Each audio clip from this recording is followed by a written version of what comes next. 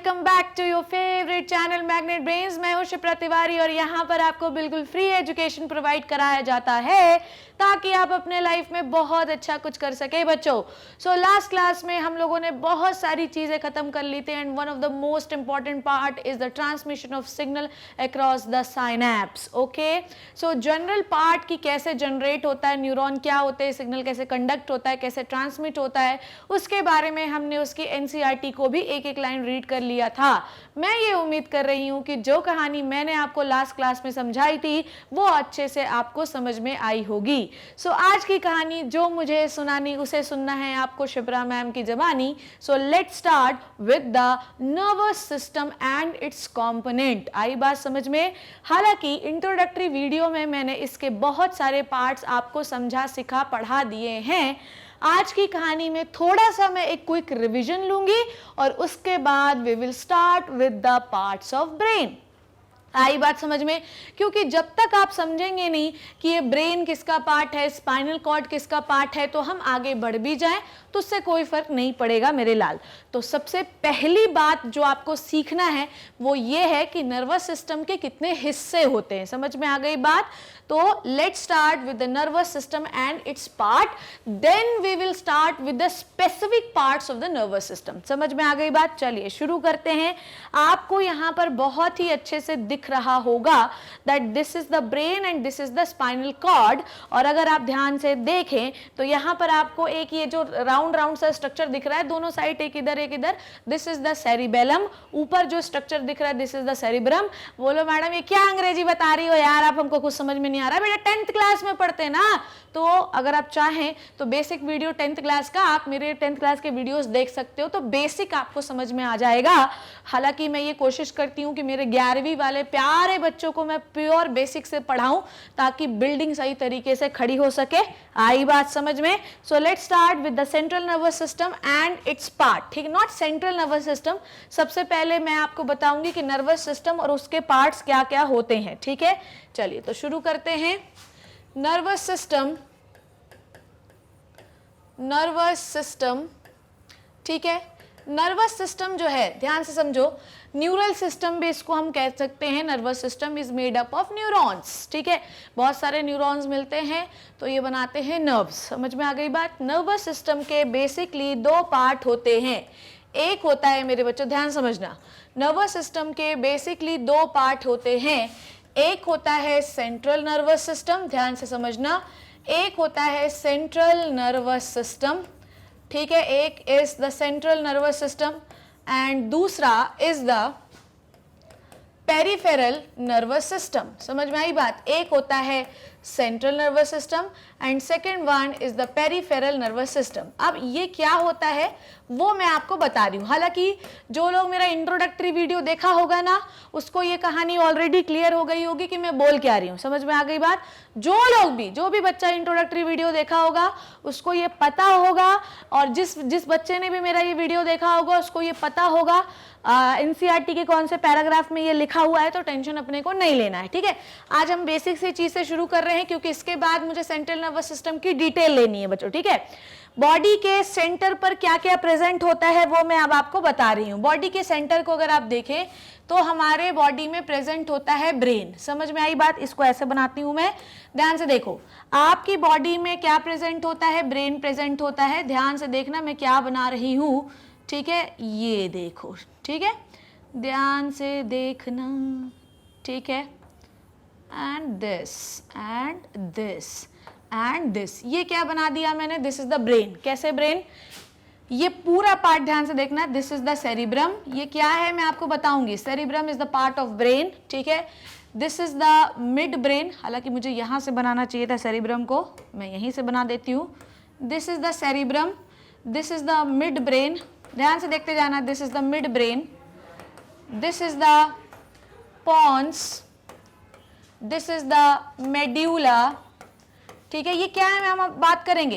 And this is the spinal cord, this is the spinal cord. समझ में आई बात? And this is the cerebellum. समझ में आ गई बात? अब ध्यान से समझना, ये वाला जो पार्ट आपको दिख रहा है दिस वन, ठीक है, दिस वन, ये पूरा पार्ट क्या है बच्चों? This is the brain. ये पूरा पार्ट क्या है बच्चों, ब्रेन। अब हम ऐसे एक जनरल स्ट्रक्चर ले रहे हैं तो आपको इतना टेंशन लेने की जरूरत नहीं है। अगली बात आप क्या समझ रहे हो, ध्यान से देखते जाना। क्या बोल रही हूं मैं, ब्रेन। ब्रेन के ये सारे पार्ट होते हैं, एक एक करके हम डिटेल लेंगे इसके बारे में, तो आपको टेंशन लेने की, अब आपको ध्यान से समझना है। तो ये क्या देखा आपने कि जो ब्रेन होता है, यहां से देखो बच्चों, ये पूरा पार्ट जो है ना, दिस इज द ब्रेन। और ब्रेन जो होता है वो एक बोनी कवर से कवर रहता है, जिसको हम स्कल के नाम से जानते हैं, ठीक है। और ये हो गई स्पाइनल कॉर्ड। भैया स्पाइनल कॉर्ड के ऊपर भी एक स्कल का कवर रहता है, जिसे हम क्या कहते हैं, वर्टिब्रल कॉलम। तो आई डोंट थिंक सो कि ये मुझे बताने की जरूरत है, ये ब्रेन के पार्ट हैं, तो आप टेंशन नहीं लेना, इसके बारे में हम डिटेल में पढ़ेंगे भी, ठीक है। आओ अब आप मेरी बात को ध्यान से समझना। सेंट्रल नर्वस सिस्टम में we have to deal two things, समझो बात को। सेंट्रल नर्वस सिस्टम में हमको दो पार्ट्स के बारे में बात करना है, एक है ब्रेन और एक है स्पाइनल कॉर्ड। समझ में आई बात, एक है ब्रेन और एक है स्पाइनल कॉर्ड, ठीक है। अब ध्यान से समझो मेरी बात को। Brain, brain, this is the brain, okay. ये पूरा क्या है, ब्रेन है। आपके सारे पार्ट ब्रेन के ही पार्ट होते हैं।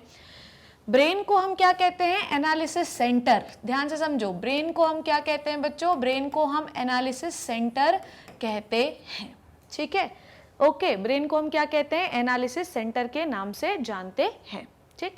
अब ध्यान से देखो, सपोज दैट कि ये है मेरा ब्रेन, ठीक है, ये मेरा क्या है, ब्रेन, ठीक। ये एनालिसिस सेंटर, एसी लिख देती हूं मैं, ठीक है, एनालिसिस सेंटर है। अब क्या हुआ, सपोज दैट, ध्यान से समझो, सपोज दैट कि यहाँ पर मैं शिप्रा बैठी हूं और यहाँ पर कोई एक्स नाम की कोई भी एक लड़की बैठी है। बहुत सालों पहले इसने मेरे से कोई दुश्मनी की होगी, ठीक है। हम लोग बैठ के बातें कर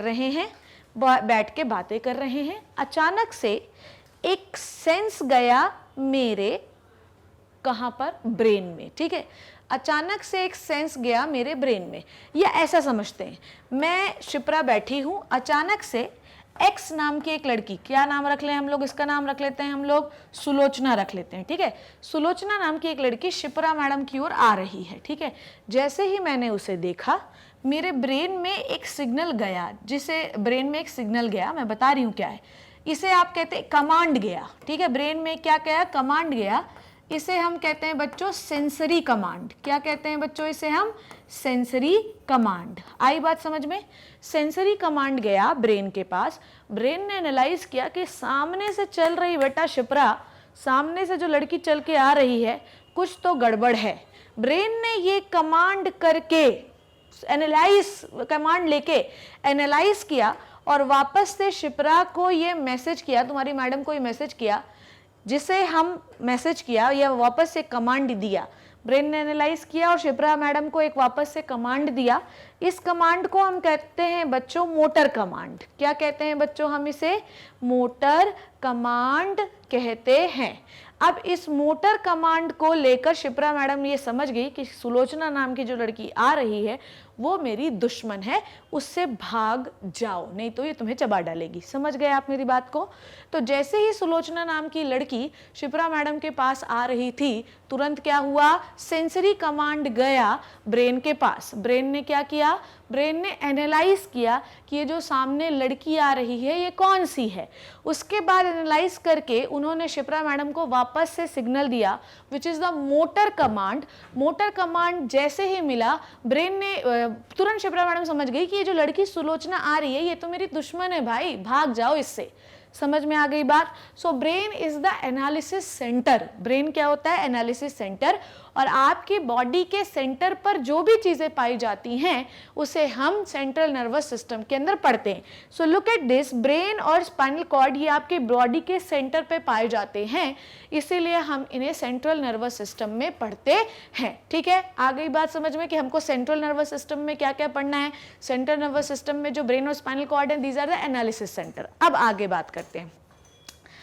अब ध्यान से समझना, जब सुलोचना शिप्रा मैडम की ओर आ रही थी, समझना बात को, जब सुलोचना शिप्रा मैडम की ओर आ रही थी तो कौन सा कमांड शिप्रा मैम की ओर जा रहा है, ब्रेन की ओर जा रहा है, सॉरी, शिप्रा मैम से कौन सा कमांड जा रहा है शिप्रा मैम ब्रेन की ओर, सेंसरी कमांड। तो बेटा कौन है, कोई भूत है, कोई कीड़ा है, कोई पतंगा है, कोई गाय है, भैंस है, क्या है तुम्हारे बॉडी में जो सेंसरी कमांड लेके जा रहा है, सोचा है कभी तुमने? बेटा ये जो चीजें सेंस सिग्नल लेके जाती है ना, लेके आती हैं, these are the part part of peripheral nervous system. समझ में आई बात?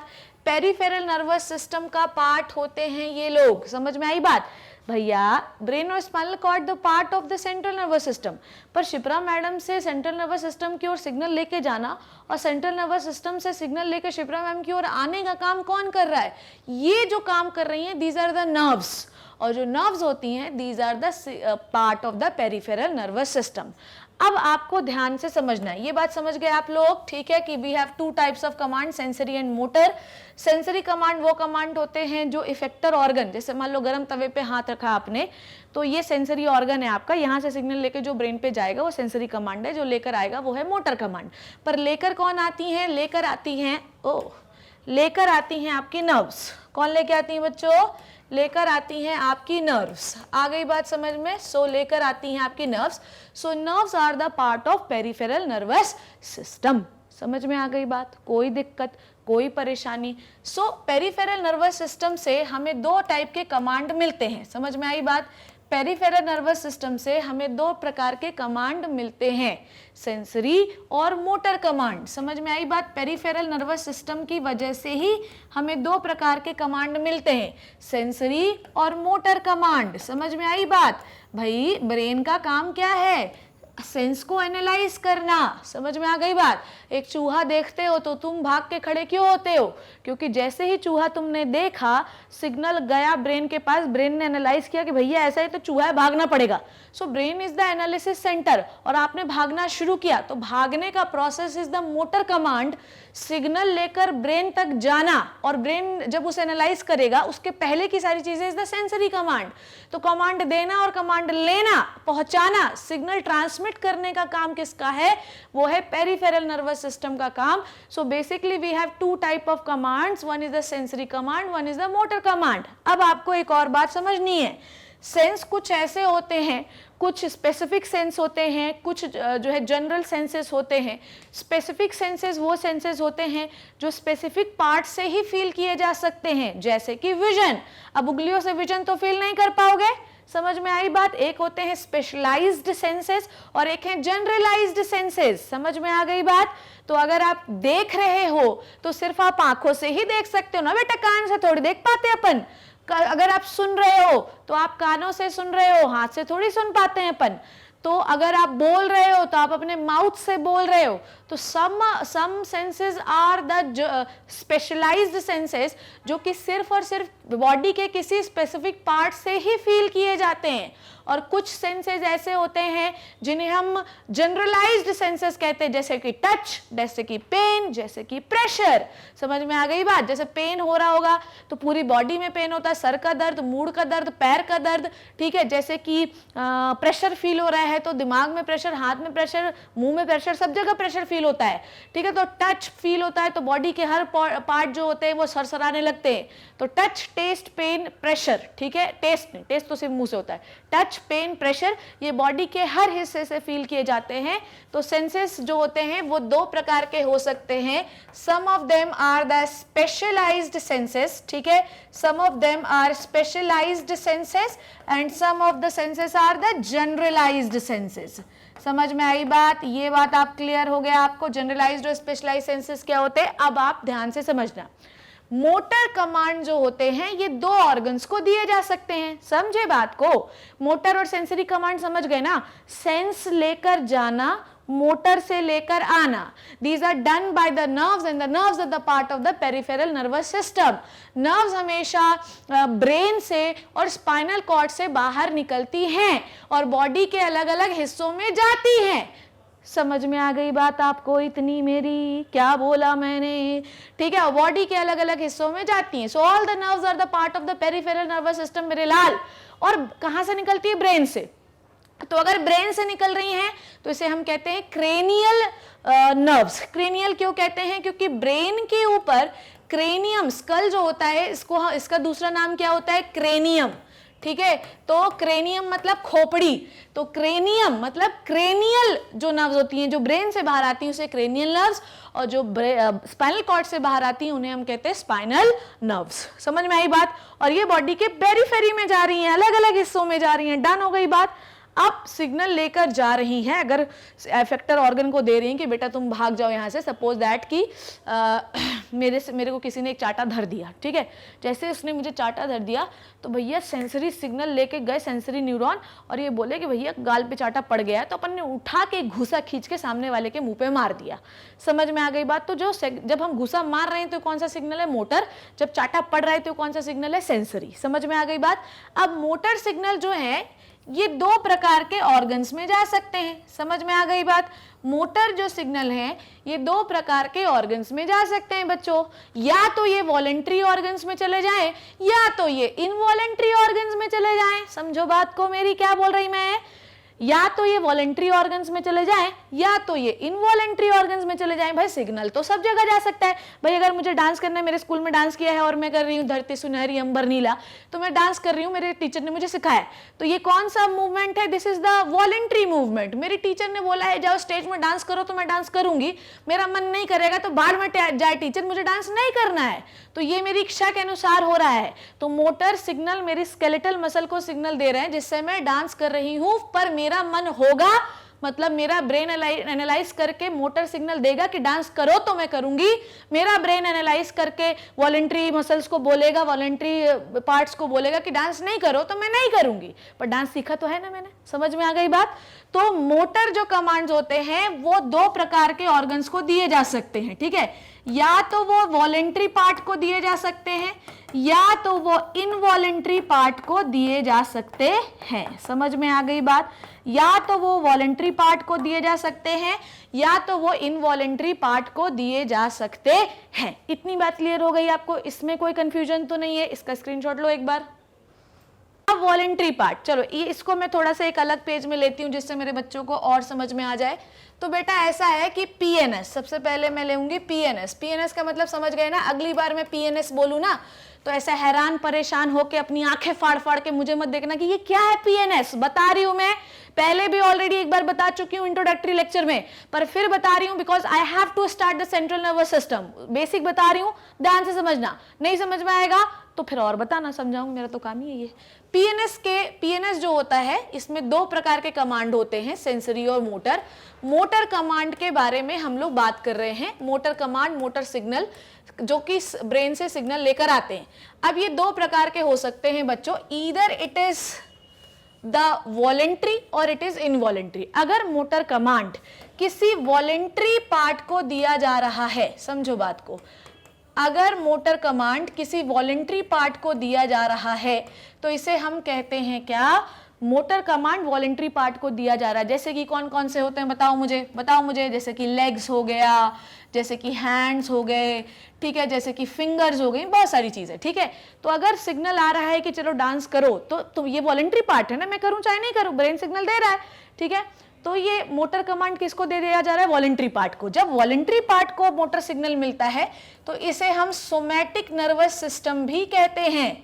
क्या कहते हैं मेरे बच्चों? इसे हम सोमैटिक नर्वस सिस्टम भी कहते हैं। तो टेंशन नहीं लेना है अपने को, इसे हम क्या कहते हैं? सोमैटिक नर्वस सिस्टम भी कहते हैं। एक बार फिर रिवाइज करते हैं। नर्व्स जितनी भी होती हैं वो सब जो है पेरिफेरल नर्वस सिस्टम के अंदर पड़ी जाती हैं। नर्व्स दो प्रकार की हो सकती हैं, या तो वो सिग्नल लेकर ब्रेन की ओर जाएं या तो सिग्नल लेकर ब्रेन से आए। अगर कोई नर्व ब्रेन की ओर सिग्नल लेके जा रही है तो this is the sensory command. अगर कोई नर्व ब्रेन से सिग्नल लेकर वापस आ रही है इफेक्टर ऑर्गन में तो this is the motor command, इसे हम मोटर नर्व भी कहते हैं।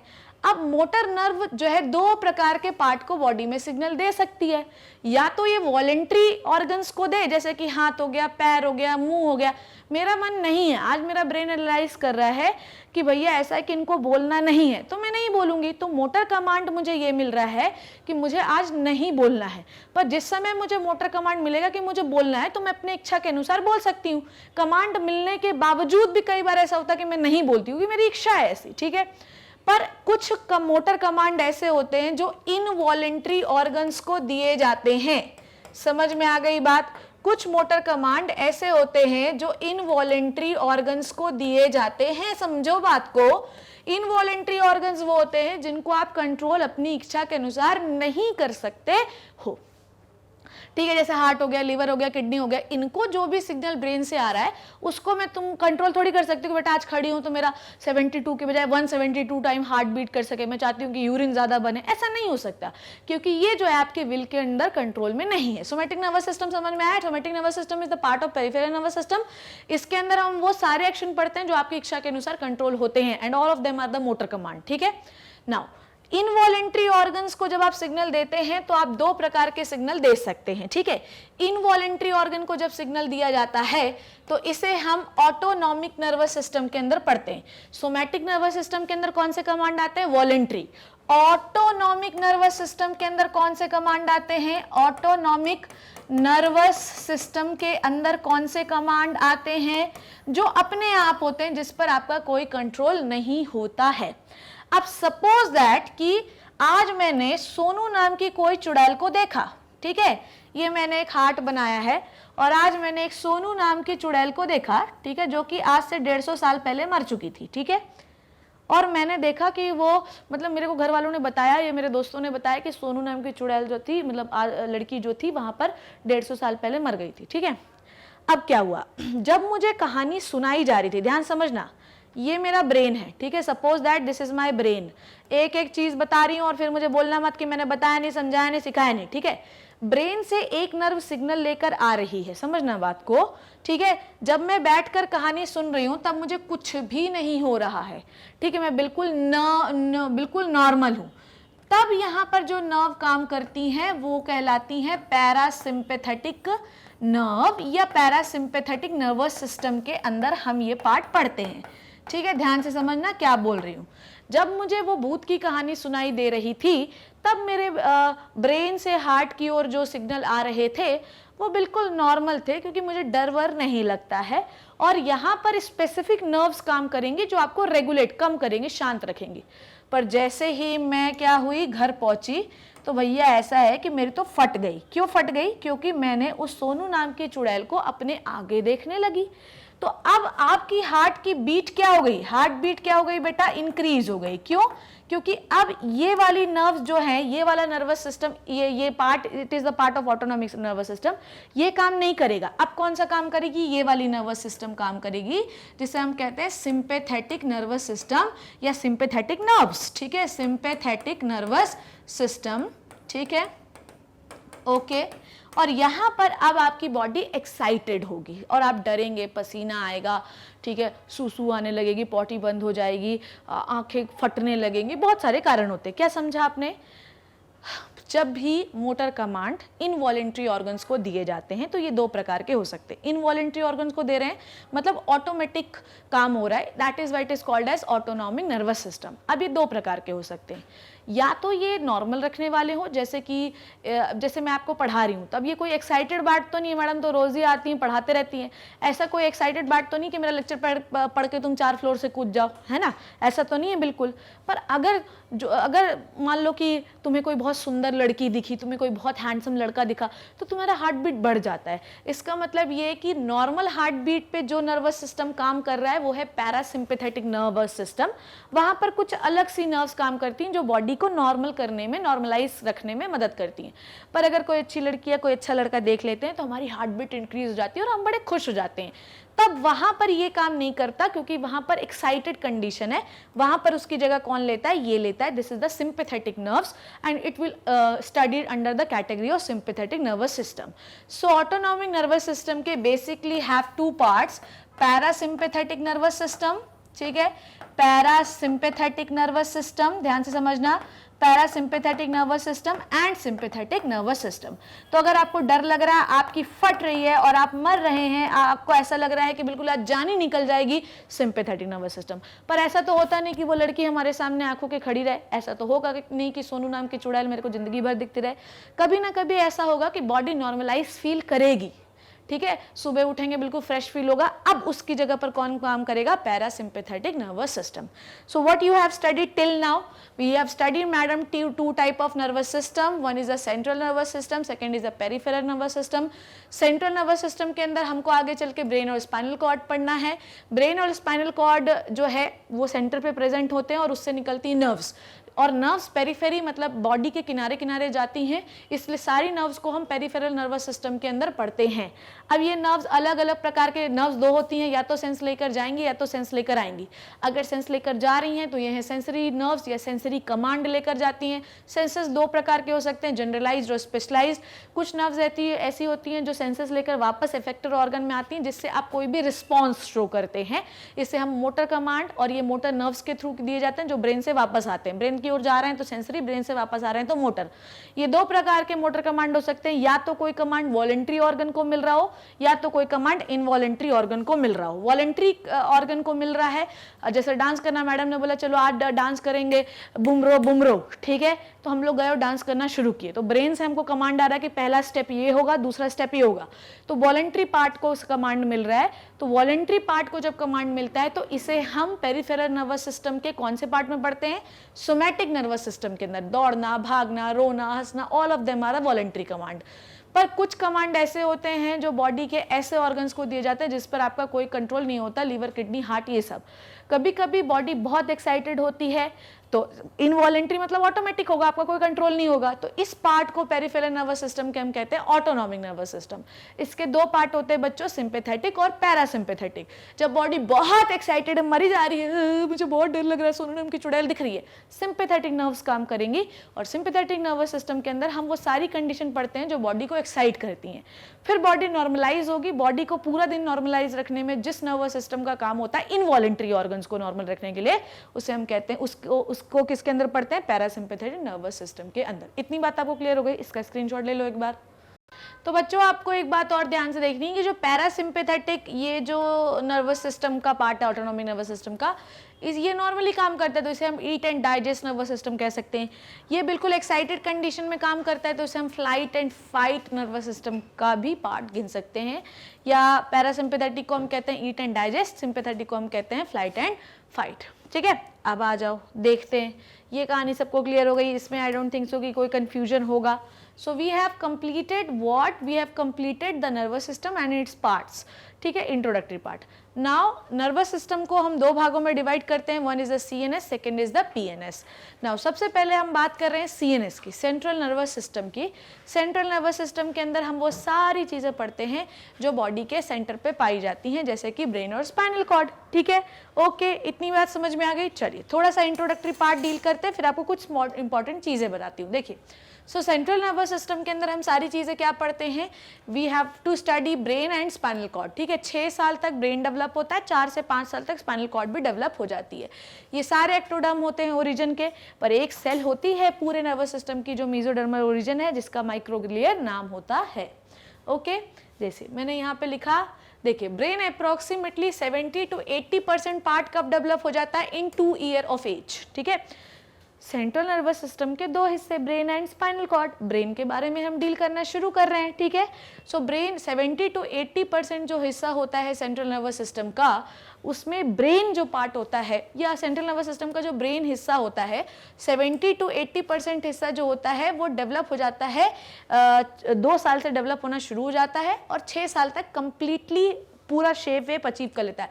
होता तो 2 साल में डेवलप हो जाता है, पर कंप्लीटली जो डेवलपमेंट अचीव होता है वो 6 साल में होता है। ऐसे ही 4 से 6 साल में स्पाइनल कॉर्ड भी डेवलप हो जाती है। ठीक है, the brain is the central information processing organ of our body. It act as a command and control system. मैंने आपको पहले भी बताया था कि इट रिसीव्स द कमांड। समझो बात को, ब्रेन जो होता है इट इज द क्या कह सकते हैं इसको, कमांडिंग ऑर्गन। समझ में आई बात? इट टेक्स द कमांड, ठीक है, it delivers the command. Basically it is the analysis body of your body. समझ में आ गई बात? ये क्या करता है? एनालाइज करता है चीज़ों को कि क्या सिग्नल आ रहा है और उसे एनालाइज करके वापस मुझे क्या सिग्नल देना है। समझ में आ गई बात? So brain is the analysis centre. वो क्या करता है? ये हमेशा कमांड एंड कंट्रोल करता है कि क्या करना है और क्या नहीं करना है। समझ में आ गई बात? इतनी बात, कोई दिक्कत ना। दिस पैरा जो है it was taken from your NCERT। क्या बोलता है? Brain controls the voluntary movement, balance of the body, functioning of vital involuntary organ, hearts and kidneys. अब बात ध्यान से समझना मेरी। We have studied 2 type of nervous system. One is the ANS and second is the PNS. PNS जो होता है वो दो प्रकार के सिग्नल कंट्रोल कर सकता है, या तो वॉलेंट्री या तो इनवॉलेंट्री, पर सारे सिग्नल नर्व्स के थ्रू ही कंट्रोल होंगे। तो नर्व्स आ कहाँ से रही है बेटा? नर्व्स जो होती हैं वो ब्रेन और स्पाइनल कॉर्ड से बाहर आती हैं। तो जो भी सिग्नल ब्रेन देगा, चाहे वॉलेंट्री ऑर्गन्स को दे चाहे इनवॉलेंट्री ऑर्गन को दे, वो सब कुछ एनालाइज करके देता है। तो हम क्या कहते हैं? हम ये कह सकते हैं कि ब्रेन बॉडी का वो हिस्सा होता है जो सारे सिग्नल को एनालाइज करके वॉलेंट्री और इनवॉलेंट्री दोनों पार्ट को मैसेजेस भेज सकता है फॉर द एक्शन। वो यहाँ पर लिखा भी हुआ है, ये वॉलेंट्री मूवमेंट को भी कंट्रोल करता है और बॉडी के वाइटल इनवॉलेंट्री ऑर्गन्स की फंक्शनिंग को भी कंट्रोल करता है, जो हमने पढ़ा ना पीएनएस का ऑटोनॉमिक नर्वस सिस्टम, ठीक है, जैसे कि लंग्स, हार्ट, किडनी और लीवर, बहुत सारे, ठीक है। ये थर्मो रेगुलेशन भी करता है। मेडुला ऑब्लोंगेटा एक ऐसा पार्ट है ब्रेन का जो दुनियादारी के हर चिंदी फंक्शन कंट्रोल करता है बच्चों।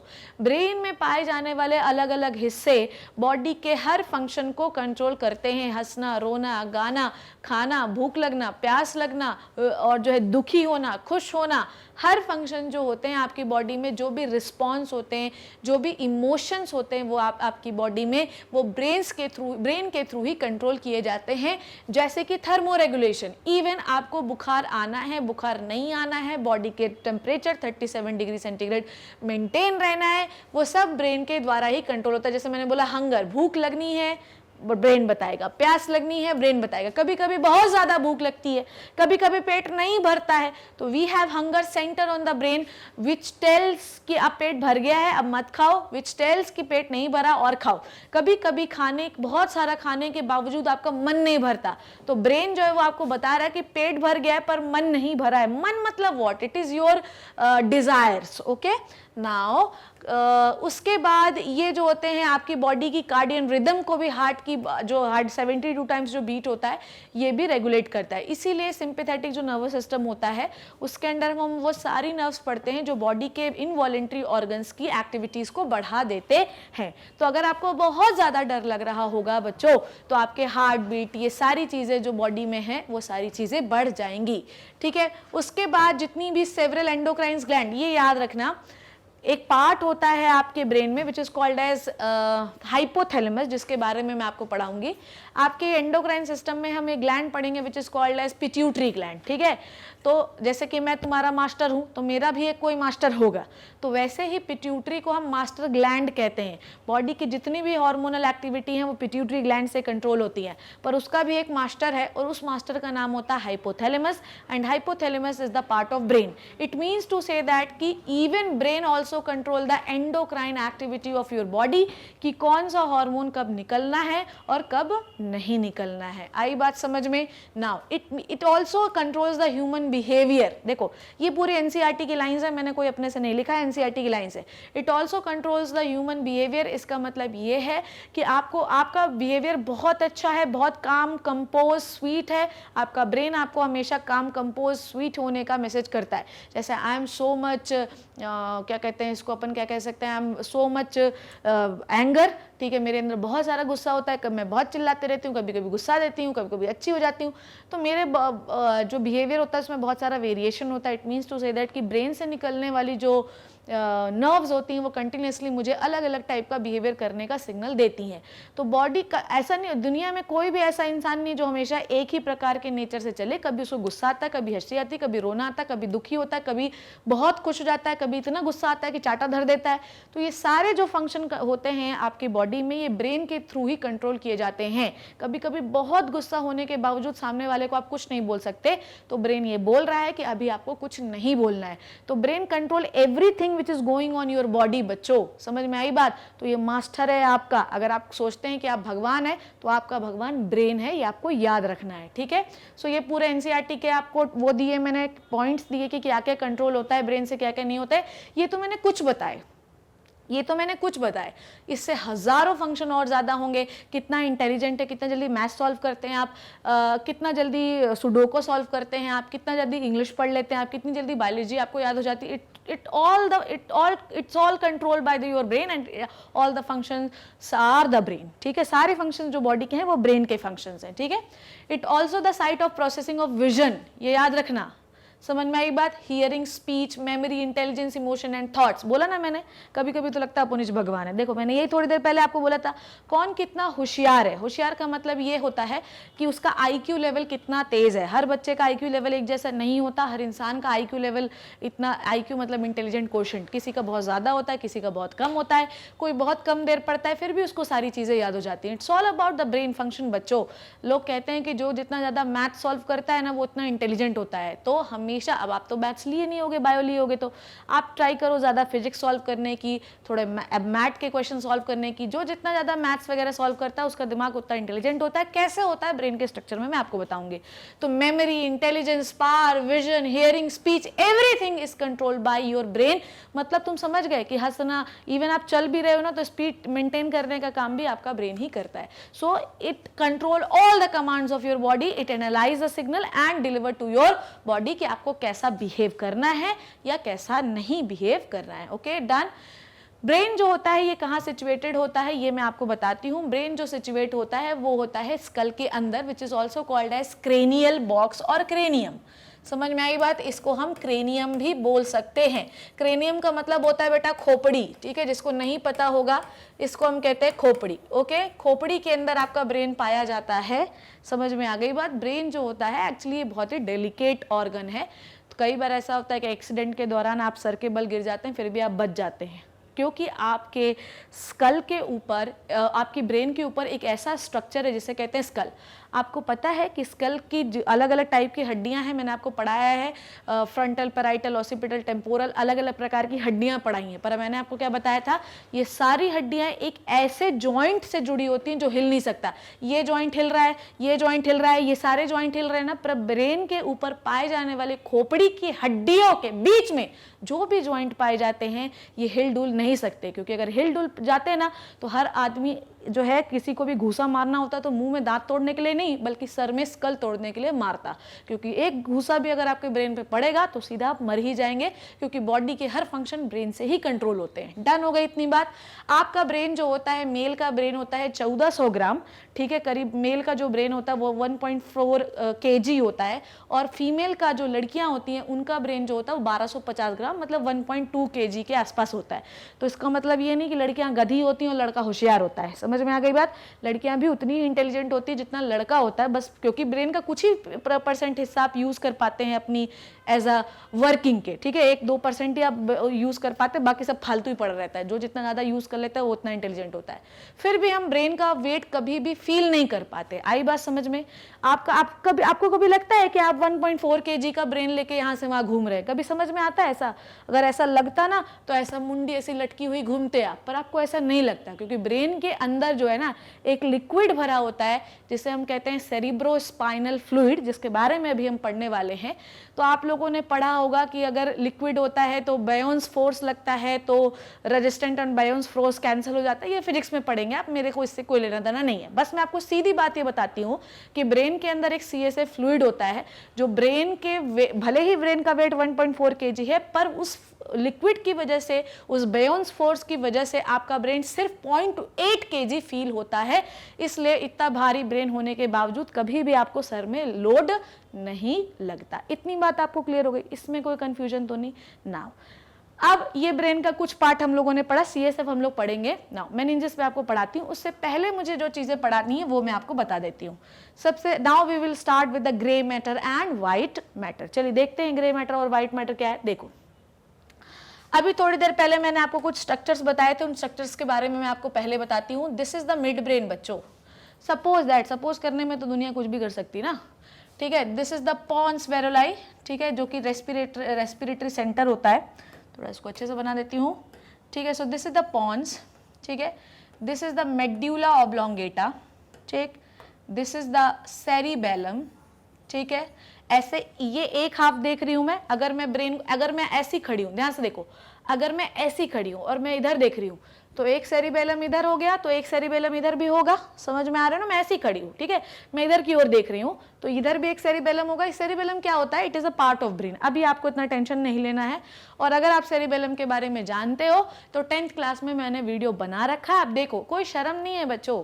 अगर आपको ऐसा लगता है कि 10th क्लास का वीडियो देखकर हम बहुत छोटे हो जाएंगे, तो 10th क्लास देखकर ही एग्जाम नहीं हुआ तो क्या हुआ, पढ़ा तो था ना तुमने, तो उसको एक बार और देखना कि सेरिबेलम किस ब्रेन का पार्ट है। ठीक है, ध्यान से समझेंगे मेरी बात।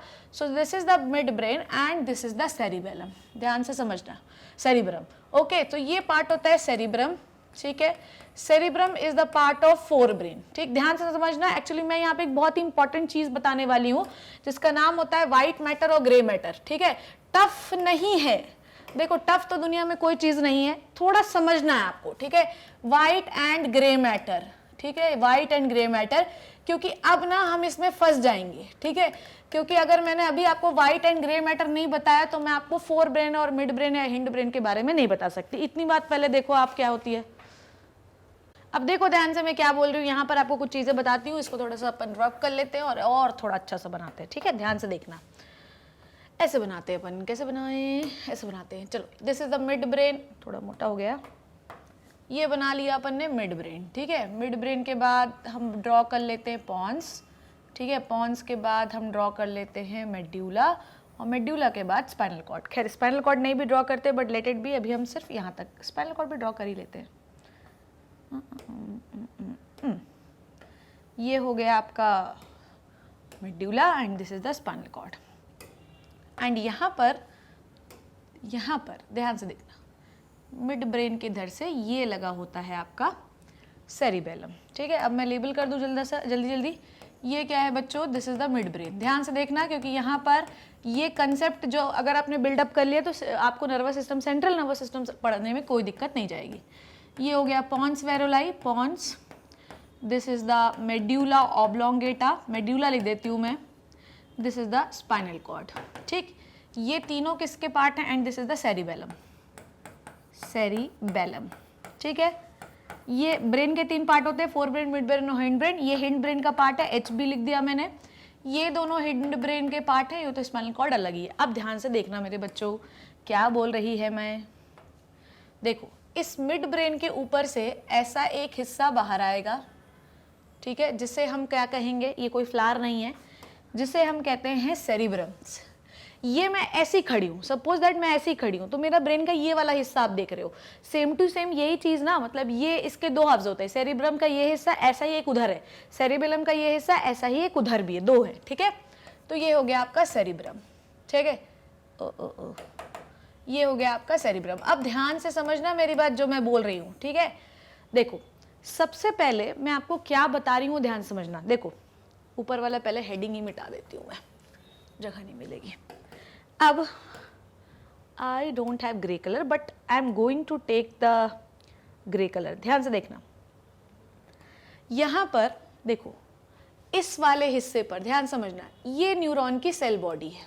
ठीक है, न्यूरॉन की सेल बॉडी है, ये न्यूरॉन की सेल बॉडी है, ये न्यूरॉन की सेल बॉडी है, पूरी जगह न्यूरॉन की सेल बॉडी इस तरीके से पड़ी हुई है।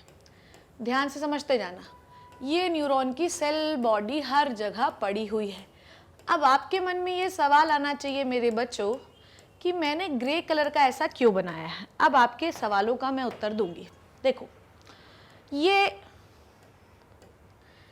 न्यूरॉन बनाया मैंने, ये बनाया और ऐसा न्यूरॉन बना लिया मैंने। ठीक है, डन। ये एक्सॉन हो गया, एक्सॉन टर्मिनल हो गया। बहुत डायग्राम पे मत जाइए अभी, क्योंकि आपको इससे मतलब नहीं होना चाहिए। देखो अब अगर आपको याद होगा तो एक्सॉन के ऊपर माइलिन शीथ होती है। हाँ मैम, ओ।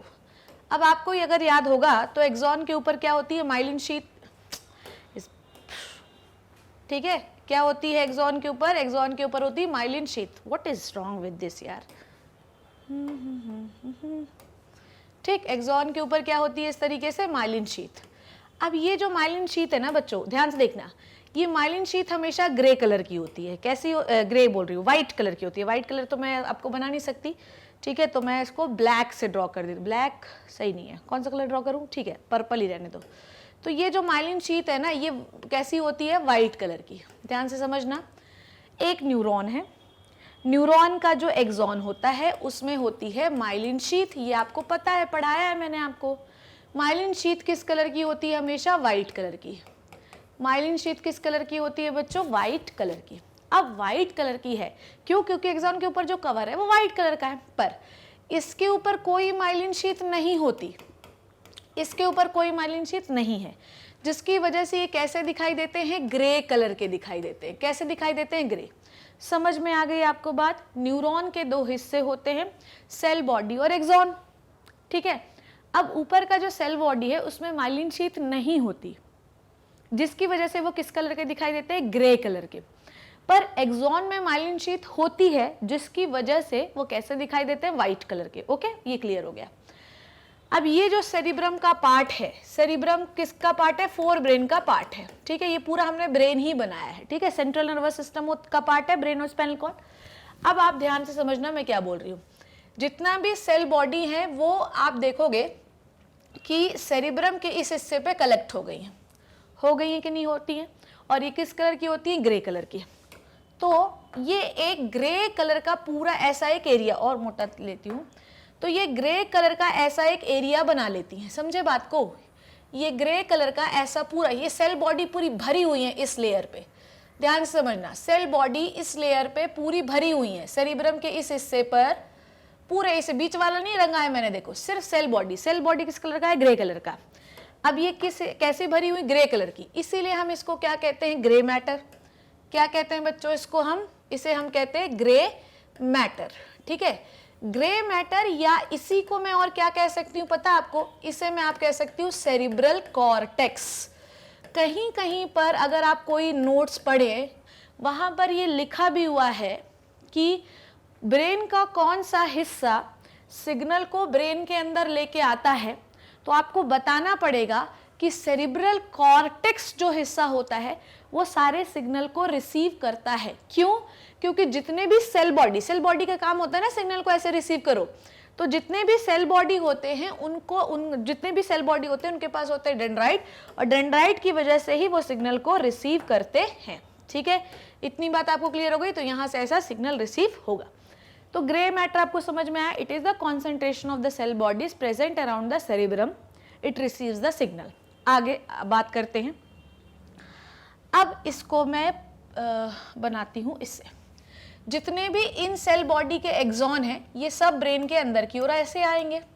भाई एक्सॉन अंदर की ओर आएगा ना, बोलो। ऐसे एक्सॉन अंदर की ओर आएगा कि नहीं आएगा, बोलो। ये सारे क्या हैं बच्चों, these are the axons, these are the axons, isn't it. ये सारे क्या हैं, एक्सॉन। अब ये जो एक्सॉन हैं ये किस कलर के हैं बच्चों, वाइट। किस कलर के हैं, वाइट, क्योंकि इनके ऊपर माइलिन शीथ है। तो ऑल द एक्सॉन, ये जितने भी एक्सॉन है, ध्यान से समझना, ये जितने भी एक्सॉन जो अंदर की ओर आ रहे हैं, ये क्या बनाएंगे, वाइट मैटर। क्या बनाएंगे, वाइट मैटर। घबराना नहीं, जहां आप घबराए तो फिर सब काम गड़बड़ हो जाएगा। सेरिब्रम फोर ब्रेन का पार्ट होता है, ठीक है, पढ़ाऊंगी अभी मैं। इसके ऊपर सेरिब्रम के जो है चारों तरफ ऐसे सेल बॉडी का कॉन्सेंट्रेशन होता है, ऐसे पूरे भरे होते हैं, ठीक है। तो वो किस कलर के होते हैं, ग्रे कलर के। इसीलिए ये एरिया आपको कैसा दिखाई देता है, ग्रे। पर बेटा सेल बॉडी होगी तो उसका एक्सॉन भी तो होगा। ये एक्सॉन इसके अंदर घुसे होते हैं, तो अंदर वाला जो हिस्सा होता है वो कैसा दिखाई देता है आपको, ग्रे। कैसा दिखाई देता है, ग्रे। कहीं कहीं पर ऐसा होता है, ध्यान समझना, कहीं कहीं पर ऐसा होता है कि सेंटर पर, ध्यान समझना, कहीं कहीं पर सेंटर पर ऐसे सेल बॉडी पाए जाते हैं, ऐसे सेल बॉडी पाए जाते हैं, ठीक। इस सेंटर पर सेल बॉडी, जबकि यहां पर होना चाहिए, पर कैसे, सेंटर पर। अब इन सेल बॉडी कॉन्सेंट्रेशन को इन सेल बॉडी कॉन्सेंट्रेशन को हम क्या कहते हैं, इन्हें हम कहते हैं न्यूक्लियाई। क्या कहते हैं, न्यूक्लियाई। समझो बात को। पेरीफेरी पर सेरिब्रम से चिपका हुआ जो ग्रे मैटर है, ठीक है, उसे क्या कहते हैं, कॉर्टेक्स। पर सेंटर पर व्हाइट मैटर के बीच बीच में भी कहीं कहीं पर सेल बॉडी पाई जाती है जो कि ग्रे कलर की दिखाई देती हैं। उसके कॉन्सेंट्रेशन को, उसके इकट्ठा होने को मैं क्या कहती हूँ, न्यूक्लियाई। समझ में आई बात। अब बेटा ऐसा है कि इसका एक्सॉन भी तो नीचे आएगा, समझ में आई बात। सारे एक्सॉन इसके भी तो नीचे आएंगे, और इनके भी सारे एक्सॉन क्या, इनको भी तो सिग्नल ऐसे ही लेके जाना है, नीचे लेके जाना है, बोलो। तो ये जो ग्रुप ऑफ एक्सॉन आपको यहाँ पर दिखाई दे रहा है, दिस ग्रुप ऑफ एक्सॉन, ये, इसे आप कहते हैं ट्रैक्ट। मैं अगला पेज लेती हूं, ध्यान से देखना क्या क्या बोला मैंने। Group of साइटोन, in where? Cerebrum. Group of cyton in cerebrum is called as cortex. Cortex. Done. Group of cyton in middle of cerebrum. Cerebrum in periphery लिख देती हूँ, cerebrum की periphery पर cortex, ठीक है, middle of cerebrum, ठीक, it is called as nuclei. It is called as nuclei, ठीक. Group of axon in cerebrum या सेंट्रल नर्वस सिस्टम भी लिख सकते हैं आप, कॉल्ड एज व्हाइट मैटर, ठीक है, ठीक. Group of axon in central nervous system is called as tract. Confuse मत होइए, बिल्कुल भी कंफ्यूज होने की जरूरत नहीं है. कॉर्टेक्स में जो ग्रुप ऑफ साइटोन है उसको कॉर्टेक्स कॉर्टेक्स कौन बनाता है? भैया सेरिब्रम बनाता है. क्यों बनाता है? क्योंकि सेल बॉडी वहां पर इकट्ठा हो जाती है. साइटोन का ग्रुप जो मिडिल ऑफ सेरिब्रम में पाया जाता है उसे न्यूक्लियाई कहते हैं. एक्सॉन का ग्रुप जो मिडिल ऑफ सेरिब्रम में पाया जाता है उसे व्हाइट मैटर कहते हैं. पर पूरे सीएनएस में जो ग्रुप ऑफ एक्सॉन पाए जाते हैं, सारे ग्रुप, ये इनके भी ग्रुप बनेंगे ना, ऐसे ऐसे ग्रुप बनेंगे और फिर ये सारे ग्रुप नीचे की ओर आएंगे.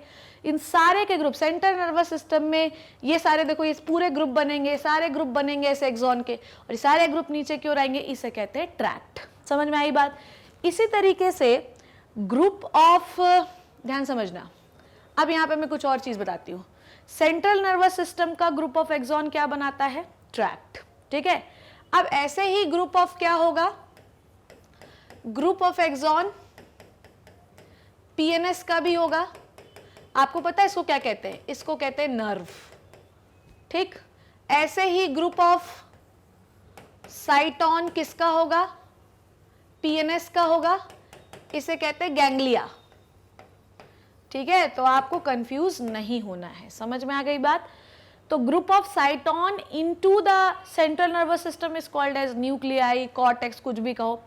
Group of axon into the central nervous system called as tract, ठीक है. Group of axon into the peripheral nervous system is the nerve. भाई नर्व कौन बनाता है? नर्व न्यूरॉन ही तो बनाते हैं.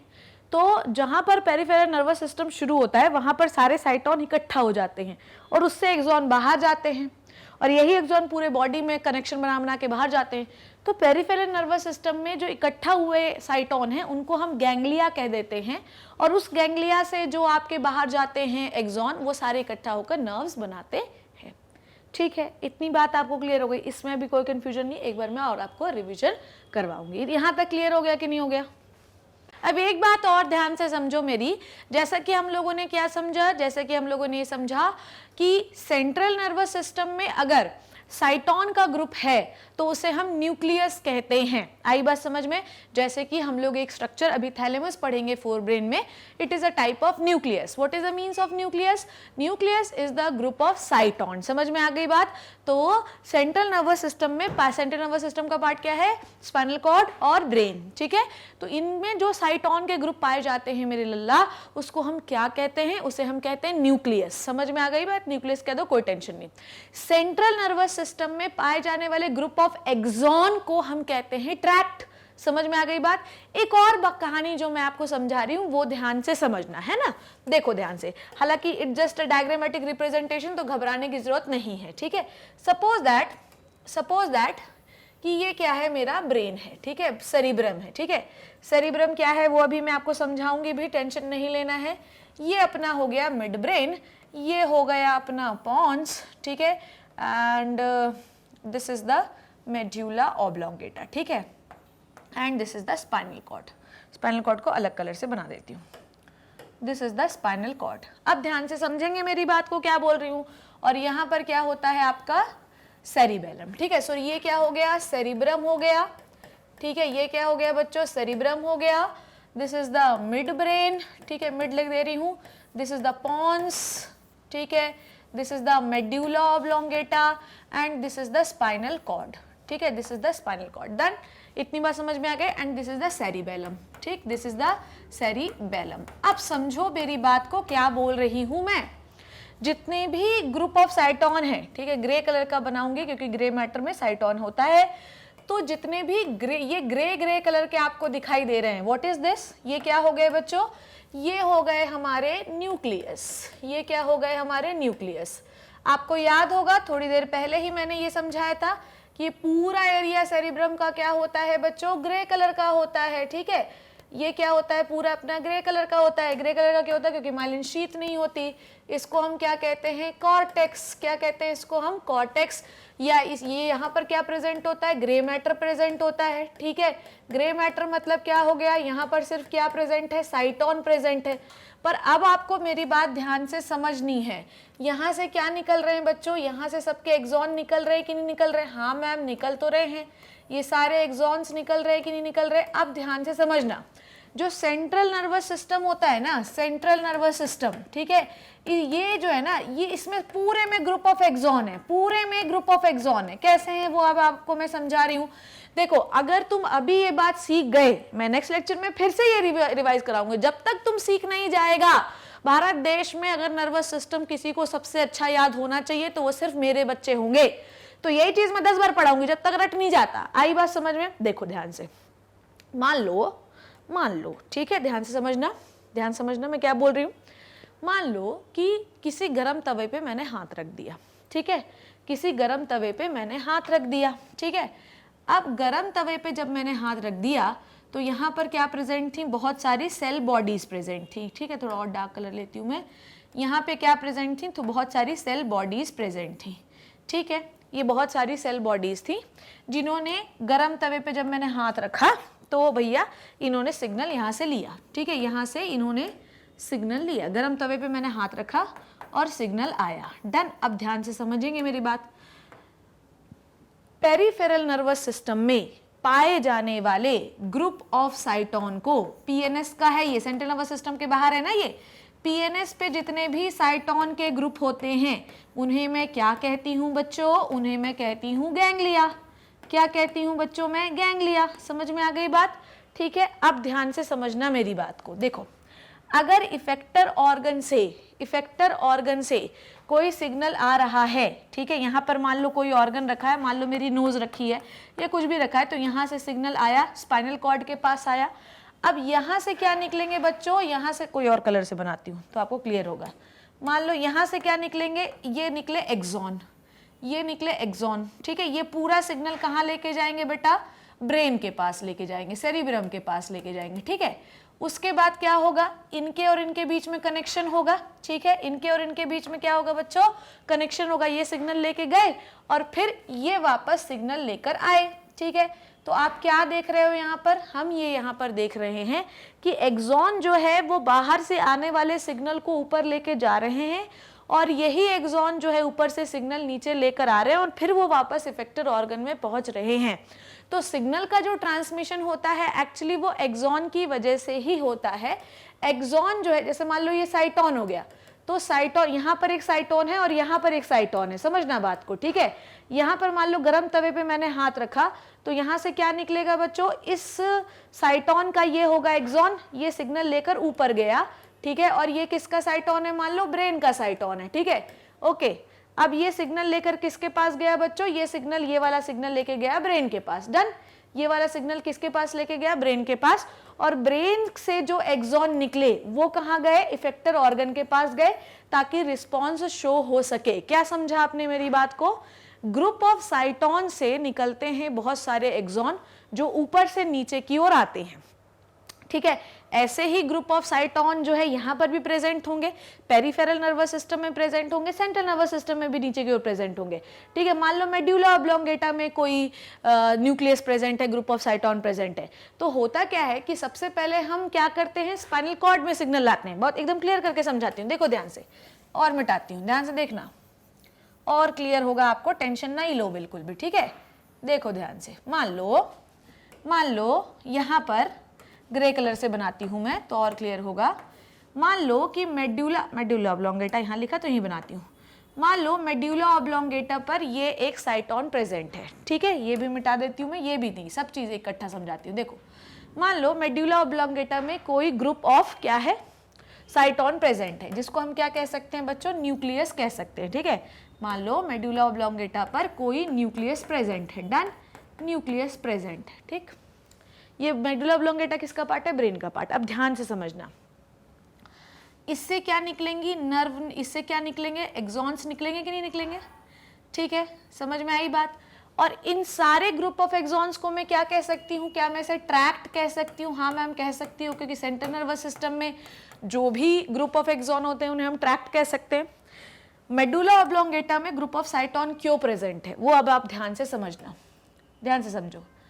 ये है आपकी किस कलर से बनाऊं यार, इससे बनाते हैं। ये है आपकी स्पाइनल कॉर्ड, समझो बात को, ये क्या है आपकी स्पाइनल कॉर्ड, समझे। स्पाइनल कॉर्ड से क्या निकलती हैं बाहर, स्पाइनल कॉर्ड से निकलती हैं नर्व बाहर, क्या निकलती हैं बाहर बच्चों, नर्व, ठीक। ये नर्व कहाँ जा रही हैं बच्चों, ये जा रही है इफेक्टर ऑर्गन में, कहाँ जा रही, ध्यान समझना, ये कहाँ जा रही है, इफेक्टर ऑर्गन में। जो पार्ट जो है मान लो डैमेज हुआ है, देखो मैं यहाँ पे पूरा आपको कहानी समझा रही हूँ क्या होता है, बाद में हम डिटेल में पढ़ेंगे इसी के बारे में, ठीक। मान लो यहाँ पर कोई चोट लगी, तो कैसे उस चोट से, या गर्म तवे पे आपने हाथ रख दिया तो हाथ कैसे हटाओगे, वो ध्यान समझो।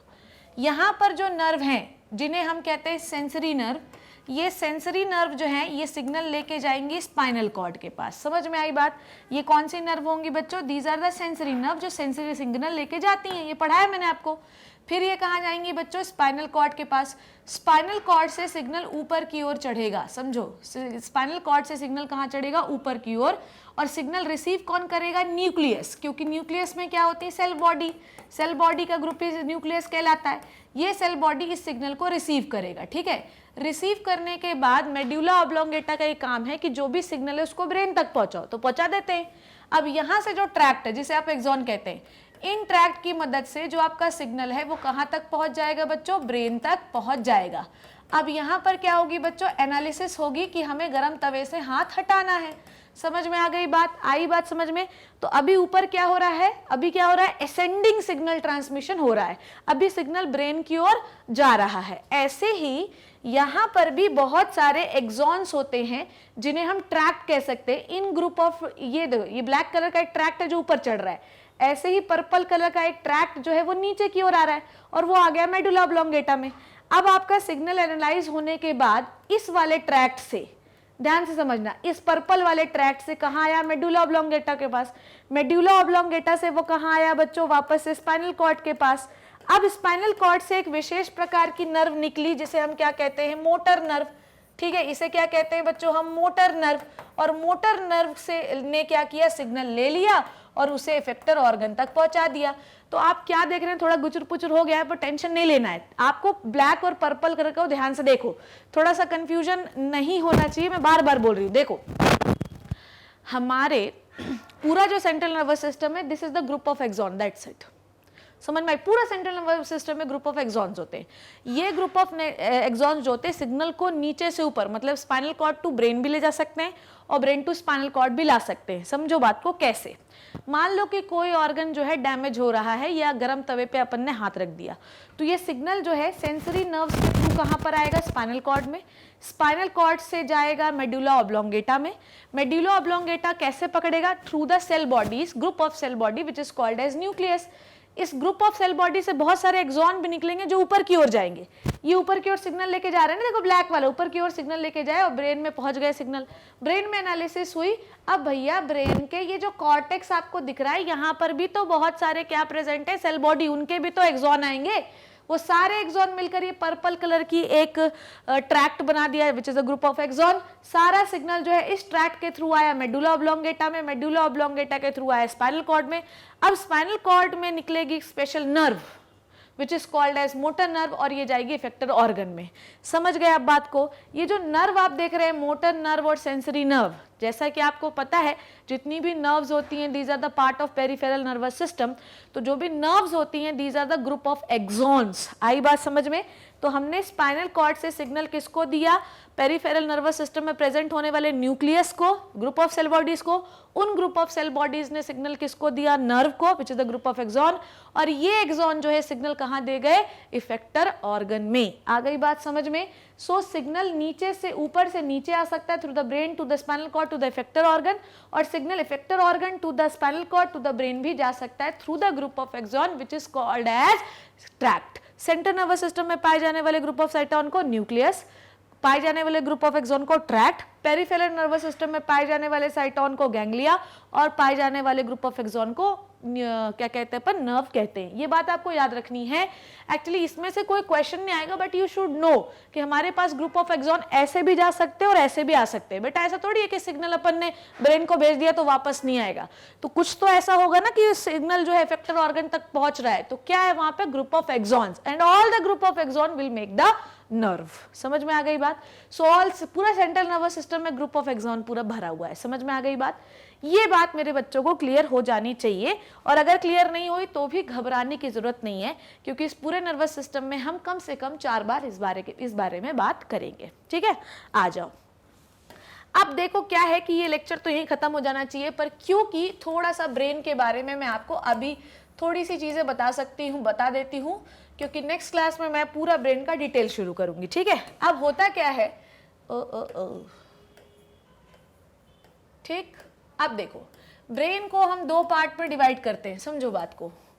हालांकि ब्रेन 3 टाइप का है, ठीक है, ब्रेन 3 पार्ट ब्रेन के होते हैं। एक होता है फोर ब्रेन जिसको कहते हैं अग्र मस्तिष्क, ठीक है, एक होता है मिड ब्रेन जिसको हम कहते हैं मध्य मस्तिष्क, ठीक है बच्चों, और तीसरा होता है हाइंड ब्रेन जिसे आप कहते हैं क्या मेरे लाल?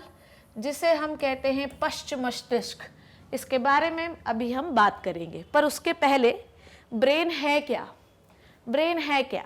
ब्रेन आपके सेंट्रल नर्वस सिस्टम का पार्ट होता है, ठीक है। सेंट्रल नर्वस सिस्टम में we have to learn 2 things, isn't it? Central nervous system में हमको 2 चीजें पढ़नी है कि नहीं पढ़नी? एक पढ़ना है हमें ब्रेन मेरे लाल, और एक पढ़ना है स्पाइनल कॉर्ड। ब्रेन के बारे में शुरू कर रहे हैं। ब्रेन के 3 हिस्से, फोर ब्रेन, मिड ब्रेन और हिंड ब्रेन। पर बात ऐसी है जो मुझे समझानी है कि ब्रेन एक ऐसा ऑर्गन है जिसको प्रोटेक्शन की भयंकर जरूरत है, ठीक है। इवन मैं तो कहती हूँ कि शरीर में सबसे अधिक प्रोटेक्शन की किसी को जरूरत है वो है ब्रेन। पर ऐसा नहीं है कि सिर्फ ब्रेन ही प्रोटेक्टेड रहता है। आपके बॉडी में पाया जाने वाला हर विसरल ऑर्गन, चाहे वो लीवर हो, चाहे वो किडनी हो, चाहे हार्ट हो, हर ऑर्गन जो है वो कहीं ना कहीं से किसी न किसी लेयर से प्रोटेक्टेड रहता है। जैसे कि आपने क्या पढ़ा, जैसे आपने हार्ट में पढ़ा पेरिकार्डियम, जैसे कि आपने लंग्स में पढ़ा प्लूरा, ठीक है। तो हर जो विसरल ऑर्गन होता है वो प्रोटेक्टेड होता है, तो ब्रेन को कैसे छोड़ सकते हैं, ये बात आपको याद रखनी, ठीक है। सो ब्रेन को जो बेसिकली हम क्या करते हैं, प्रोटेक्शन दे रहे हैं। ध्यान समझो, ब्रेन को जो प्रोटेक्शन दे रहे हैं, ब्रेन को जो प्रोटेक्शन दे रहे हैं वो बेसिकली हम 2 चीज़ों से देते हैं। पहला क्या होता है? पहला होता है स्कल, ठीक है। पहला क्या है मेरे बच्चों? स्कल। आज मैं इतना ही पढ़ाऊंगी, फिर उसके बाद मैं नेक्स्ट लेक्चर में ब्रेन का पूरा स्ट्रक्चर कंटिन्यू करूंगी, ठीक है। और एक होते हैं मेनिंजेस, ठीक है। ब्रेन क्या है? आपकी बॉडी में सेंट्रल नर्वस सिस्टम का पार्ट है, जिसका वेट क्या होता है वो मैंने अभी आपको बताया। आपको मैं बताऊं, लोगों का ना 14 से 18 साल तक ब्रेन का डेवलपमेंट होता है। बुक्स में लिखा रहता है कि 6 साल, पर एक्चुअली ब्रेन का डेवलपमेंट 18 साल तक चलता रहता है। इसलिए लोग कहते हैं कि जब बच्चा छोटा है तो उसके ब्रेन को हम किसी भी आकार में ढाल सकते हैं, जैसा वो देखेगा वैसा वो सीखेगा। पढ़ा है ना, माँ बाप तो हमेशा बोलते हैं कि बच्चों को वही चीज़ें दिखाओ, वही चीज़ें सिखाओ, वही चीज़ों की आदत डालो ताकि बाद में चलकर वैसा ही वो काम करे। ये बिल्कुल बात सही है। ब्रेन की जो रिमॉडलिंग होती है वो करीब 14 साल तक चलती रहती है बच्चों। इसलिए हमेशा छोटे बच्चों को मैथ्स हो गया, मैथ हो गया, अच्छी अच्छी एक्टिविटीज़ हो गई, जैसे सिंगिंग हो गया, डांसिंग हो गया, स्पीच हो गया, लिखना हो गया, कुछ भी चीज़ें, गाना गाना हो गया, कुछ जो भी इसको ड्राइंग करना हो गया, पेंटिंग करना हो गया, ठीक है, कुछ भी ऐसी एक्टिविटीज़ जिससे उसका माइंड रिफ्रेश रहे और अच्छी अच्छी आदतों को सीखे। तो जब उसका ब्रेन रीमॉडल होगा, जब फाइनल शेप में 14 साल तक आता रहता है, पता है आपको, और जब उसका final shape of brain attain हो जाएगा तो आपको ये समझ में आएगा कि जो आपका बच्चा होगा वो एकदम इंटेलिजेंट हो जाएगा और उसके दिमाग में वो सारी अच्छी चीज़ें होंगी जो आप सोच भी नहीं सकते। अगर बच्चों के सामने हम कोई जो है आजकल की मूवीज़ तो आप देखते हैं, कोई ऐसा वाहियात गाना देखें जो कि नहीं देखना चाहिए, बच्चों को बहुत ज़्यादा मोबाइल दें, बच्चों को बहुत ज़्यादा गेम्स खिलवाएं, तो उनका जो डेवलपिंग ब्रेन है वो उसी तरीके से रीमॉडल हो जाता है। ठीक है, इसलिए वाहियात चीज़ों को देखने से अच्छा है कि अच्छी चीज़ें हम बच्चों को दिखाएं। तभी क्या होगा कि जब ब्रेन रीमॉडल होगा और फाइनल शेप में आएगा तो आपको पता है बच्चा वैसा ही सोचने लगता है जैसा हम उसको सिखाते हैं। आ गई बात समझ में? तो ये इट्स नॉट अबाउट द बच्चों के लिए, it's all about us only, कि जैसा हम करते हैं वैसा ही आपका दिमाग भी आदत डाल लेता है। ठीक है, अगर हम मैथ्स बहुत ज़्यादा सॉल्व करते हैं, देखो लोग कहता है कि दिमाग खाली है, दिमाग खाली है, पर ऐसा नहीं, दिमाग के अंदर एक फ्लूइड होता है which is called as CSF। आपका दिमाग आपकी इंटेलिजेंस को बताता है। अगर आपके दिमाग का साइज बड़ा है तो लोग कहते हैं ये इंटेलिजेंट है और गॉड गिफ्टेड है, ये बात बिल्कुल सही है। अगर आपके ब्रेन का साइज थोड़ा बड़ा होता है तो आप ऑब्वियसली होशियार होते हैं। पर कोई भी बच्चा जन्मजात अगर होशियार नहीं है तो ये ज़रूरी नहीं है कि वो जीवन भर गधा रहे। आदमी मेहनत करके अपने ब्रेन को डेवलप कर सकता है। इसीलिए बचपन से ही माँ बाप को अपने बच्चों के ब्रेन पर अच्छी चीज़ों का प्रेशर डालना चाहिए ताकि ब्रेन का डेवलपमेंट हो सके। कैसे ब्रेन के डेवलपमेंट से आदमी इंटेलिजेंट हो जाता है वो ब्रेन के स्ट्रक्चर में मैं आपको बताऊंगी। ब्रेन बहुत फोल्डेड होता है, जितने ज़्यादा फोल्ड होंगे आदमी उतना इंटेलिजेंट होगा, उतना ज़्यादा उसका मेमोरी होगा, इंटेलिजेंस होगा, उतना जल्दी वो मैथ्स, इंग्लिश, ये सारी चीज़ें सॉल्व कर पाएगा। तो बचपन से अगर हम सीखे होते हैं ना कि अगर माँ बाप बोलते चलो मैथ्स सॉल्व करवाते, तुम्हें चलो इंग्लिश सॉल्व करवाते हैं, तो बड़ा होके बच्चा वैसे ही हो जाता है, मतलब अच्छा मैथ्स सॉल्व करता है। बचपन से कुछ नहीं पढ़ाओगे ना तो दिमाग यूज़ ही नहीं हुआ। ठीक है, दिमाग यूज़ नहीं करोगे तो ऐसा नहीं कि बाद में नहीं यूज़ कर सकते हैं, पर बचपन में से यूज़ करवाओगे तो रीमॉडलिंग ज़्यादा अच्छी हो जाएगी और ज़्यादा जल्दी हो जाएगी। चलिए, सो ब्रेन जो है वो एक बहुत ही सॉफ्ट पार्ट है जिसे बहुत ज़्यादा प्रोटेक्शन की ज़रूरत होती है। बेसिकली ब्रेन को दो चीज़ें प्रोटेक्शन देते हैं, एक होता है स्कल और एक होता है मेनिंजेस। ठीक है, स्कल जो होता है इसको हम कहते हैं क्रेनियम। ठीक है, स्कल को हम क्या कहते हैं बच्चों? क्रेनियम। क्रेनियम जो होता है वो बेसिकली 8 बोन्स से मिलकर बना होता है। समझ में आ गई बात? Frontal, parietal, occipital, temporal. ठीक है, frontal, parietal, occipital and temporal. ठीक है, टोटल 8 बोन्स होती हैं जो कि स्कल का फॉर्मेशन करती हैं। ठीक है, ये इसको हम क्रेनियल बॉक्स भी कह सकते हैं। क्या कह सकते हैं बच्चों? क्रेनियल बॉक्स भी कह सकते हैं। ये मैंने अभी आपको बताया। सेंट्रल नर्वस सिस्टम में ब्रेन पढ़ रहे हैं और इसके बाद स्पाइनल कॉर्ड पढ़ेंगे। स्पाइनल कॉर्ड के ऊपर भी हड्डी का प्रोटेक्शन होता है जिसे हम रीढ़ की हड्डी या वर्टिब्रल कॉलम कहते हैं। तो अगर मैं ब्रेन का स्ट्रक्चर बनाऊं, ठीक है, अगर मैं ब्रेन का स्ट्रक्चर बनाऊं, so this is the mid brain, this is the pons, ठीक है, and this is the medulla. ठीक है, इस पूरे के ऊपर होता है क्या? आपका स्कल। ठीक है, क्या होता है? स्कल। डन। आगे आइए, मेनिंजेस। मेनिंजेस का मतलब मेनिक्स, मेनिक्स। ठीक, ओ मेनिक्स। मेनिक्स का मतलब क्या होता है बच्चों? मेनिक्स का मतलब होता है कवर। ठीक है, ओके। अब आप ध्यान से समझना, कितने कवर होते हैं ब्रेन के ऊपर? ब्रेन के ऊपर 3 चादर होती हैं बच्चों। एक होती है सबसे पहली ड्यूरामेटर। ठीक है, ड्यूरामेटर। मेटर का मतलब होता है मदर। ठीक है, फिर होती है एरेकिनोइड। एरेकिनोइड, एरेकिनोइड का मतलब होता है वेब। एरेक्निडा क्लास होती है ऑर्थ्रोपोडा की जिसमें हम सारे स्पाइडर वगैरह पढ़ते हैं। और लास्ट होता है पायामेटर, पायामीटर। ठीक है, आइए इसके बारे में पढ़ते हैं। क्या अजीबोगरीब चीज़ है, आओ देखें क्या है ये। So layers are very very important for the brain. समझ में आ गई बात? लेयर्स नहीं होंगी ना तो काम नहीं बन पाएगा। चलो आ जाओ बच्चों। So let's start with the meninges. I think मैं पहले पढ़ा देती हूँ, फिर मैंने बहुत सारे इमेजेस लगाए हैं तो आपको दिखा भी दूंगी। ठीक है, मेनिक्स। चलिए देखते हैं क्या है। सबसे पहले मैं बनाती है स्कल। स्कल को मैं ऐसा बना लेती हूँ क्योंकि स्कल थोड़ा सा मोटा होता है ना, तो स्कल को अपन ऐसे बना लेते हैं। क्या कहते हो, तुम्हारा क्या कहना? This is the skull. ठीक, खोपड़ी है ये अपनी, है ना। और स्कल से चिपका हुआ होता है, ऐसा चिपका ही हुआ होगा, it is called as dura mater. ठीक है, लेबल करूंगी मैं एक एक करके। सबसे ये क्या है बच्चों, स्कल। आपको पता है कि अगर किसी की ब्रेन की सर्जरी करनी हो तो कैसे करते हैं? सबसे पहले अपन उसके बाल काट देते हैं, ठीक है, फिर होता है स्कैल्प, स्कैल्प क्लियर करते हैं, उसके बाद उसकी खोपड़ी को तोड़ते हैं, फिर मेनिक्स हटाते हैं, मेनिक्स का मतलब जो लेयर्स है प्रोटेक्टिव 3 होती हैं, और फिर पहुंचते हैं ब्रेन में। सोचो कितना ज़्यादा प्रोटेक्शन है उसको। सो ये हो गया skull which is also called as cranium. ठीक है, और उसके बाद दिस इज व्हाट बच्चों, this is the dura mater. Dura mater आप ध्यान से समझो, ड्यूरामेटर दिस इज द सबसे हार्डेस्ट मदर। ठीक है भैया, ऐसा है कि जैसे कि अगर बच्चे को प्रोटेक्ट करना है बाहर से तो मदर को बहुत हार्ड होना पड़ता है। तो ड्यूरामेटर जो होती है ये पता है किससे बनी होती है? ये बनी होती है कोलेजनस फाइबर से। ठीक है, तो इसको मैं कोलेजनस लिख दे रही हूँ। कोलेजन फाइबर जो होते हैं वो जनरली क्या देते हैं? स्ट्रेंथ देने का काम करते हैं। ड्यूरामेटर जो है अगर आप देखें तो ये स्कल से बिल्कुल चिपकी हुई रहती है। समझ में आ गई बात? डन। कोई ब्लड सप्लाई नहीं, लिख देती हूँ मैं एवास्कुलर।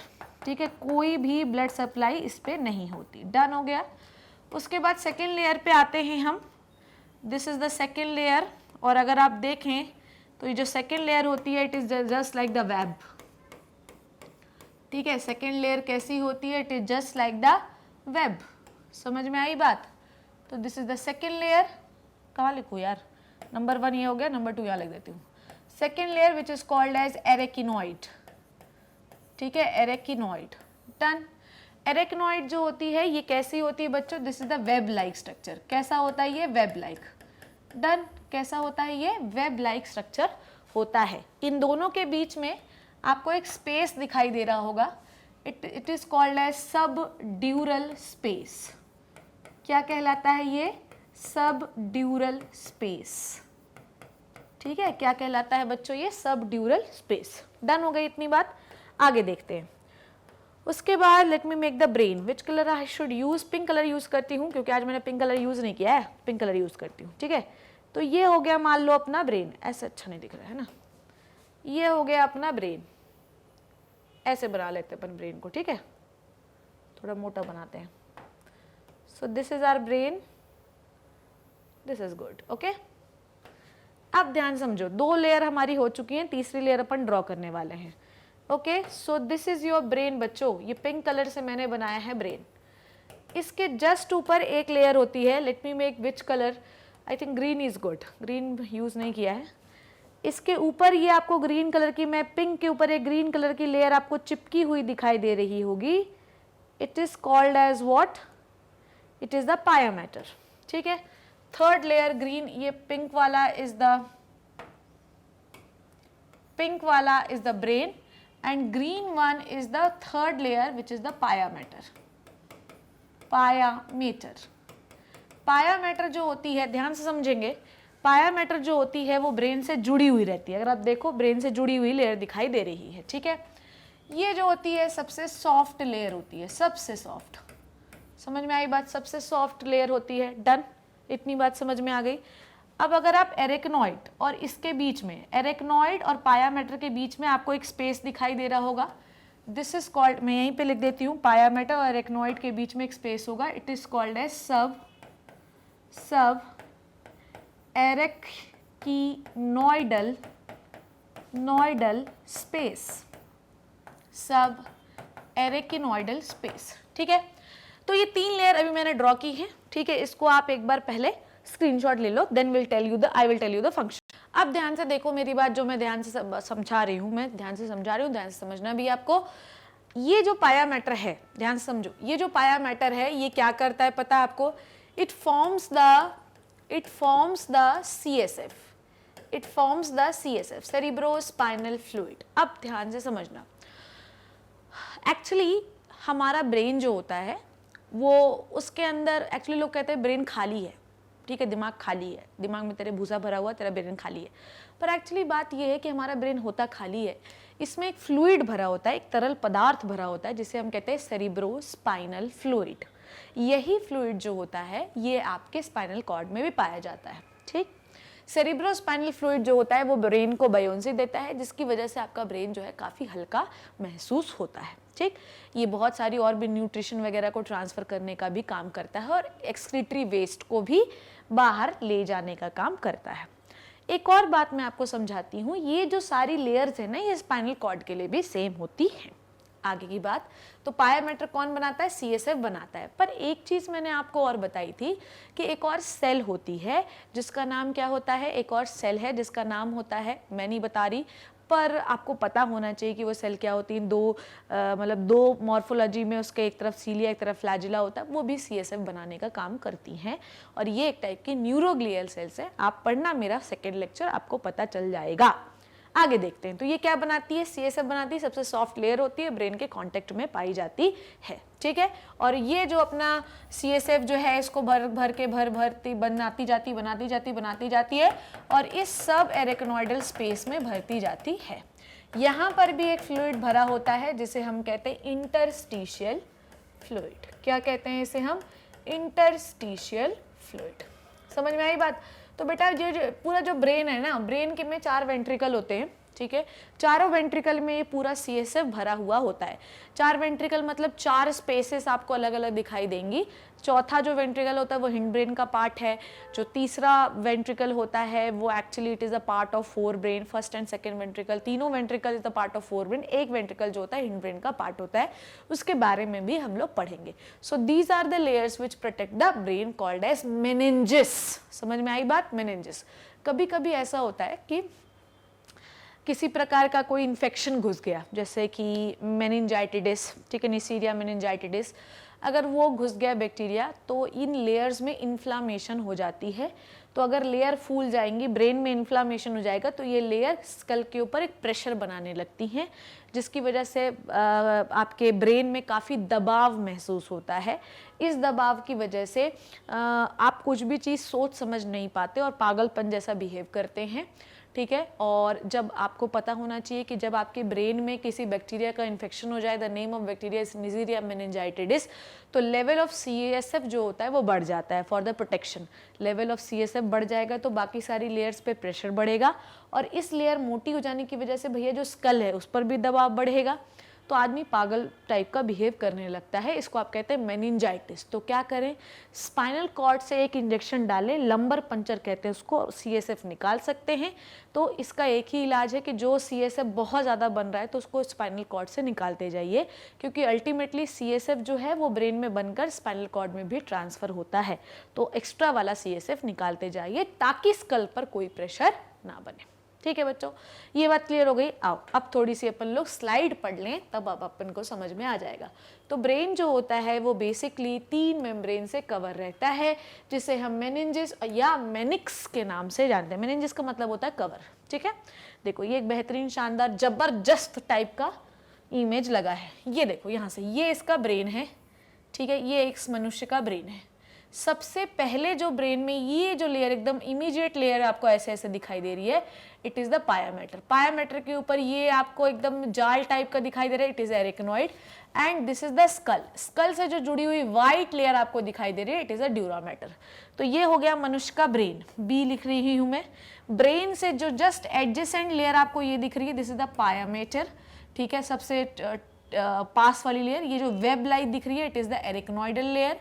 ठीक है, और उसके बाद ये जो स्पेस आपको दिखाई दे रहा है, ठीक है, ध्यान समझो, ये है एरेक्नोइड। ठीक है, this one is arachnoid, web like structure, this is the dura matter. ठीक है, और this one is the school. समझ गए? सो ड्यूरा मैटर आउटर मोस्ट होती है, सबसे thick, strong, elastic, made up of collagen. Arachnoid middle होती है, डेलिकेट होती है, it is present only in the mammals. ये आपको याद रखना है। नाउ पाया मैटर, अब यहाँ से आपको और ज़्यादा स्ट्रक्चर क्लियर हो जाएगा। पाया मैटर इनर मोस्ट होती है, थिन होती है, ट्रांसपेरेंट होती है, फिमली अटैच विद द ब्रेन। ठीक है, बिल्कुल चिपकी हुई रहती है। ध्यान से देखो क्या बोल रहा है ये। सो वेयर इज द पाया मैटर? ये जो पिंक पिंक दिख रही है, this pink pink structure, pink वाला ये है पाया मैटर। दिख रहा है आपको? ठीक है, ये हो गया brain, this is the brain, pink one is the पाया मैटर। ये जो आपको दिखाई दे रहा है, ध्यान से देखो, ये pink is the arachnoidal matter, this is the subdural space. ठीक है, this is the dura matter, this is the skull. ठीक है, आई बात समझ में? आगे देखते हैं।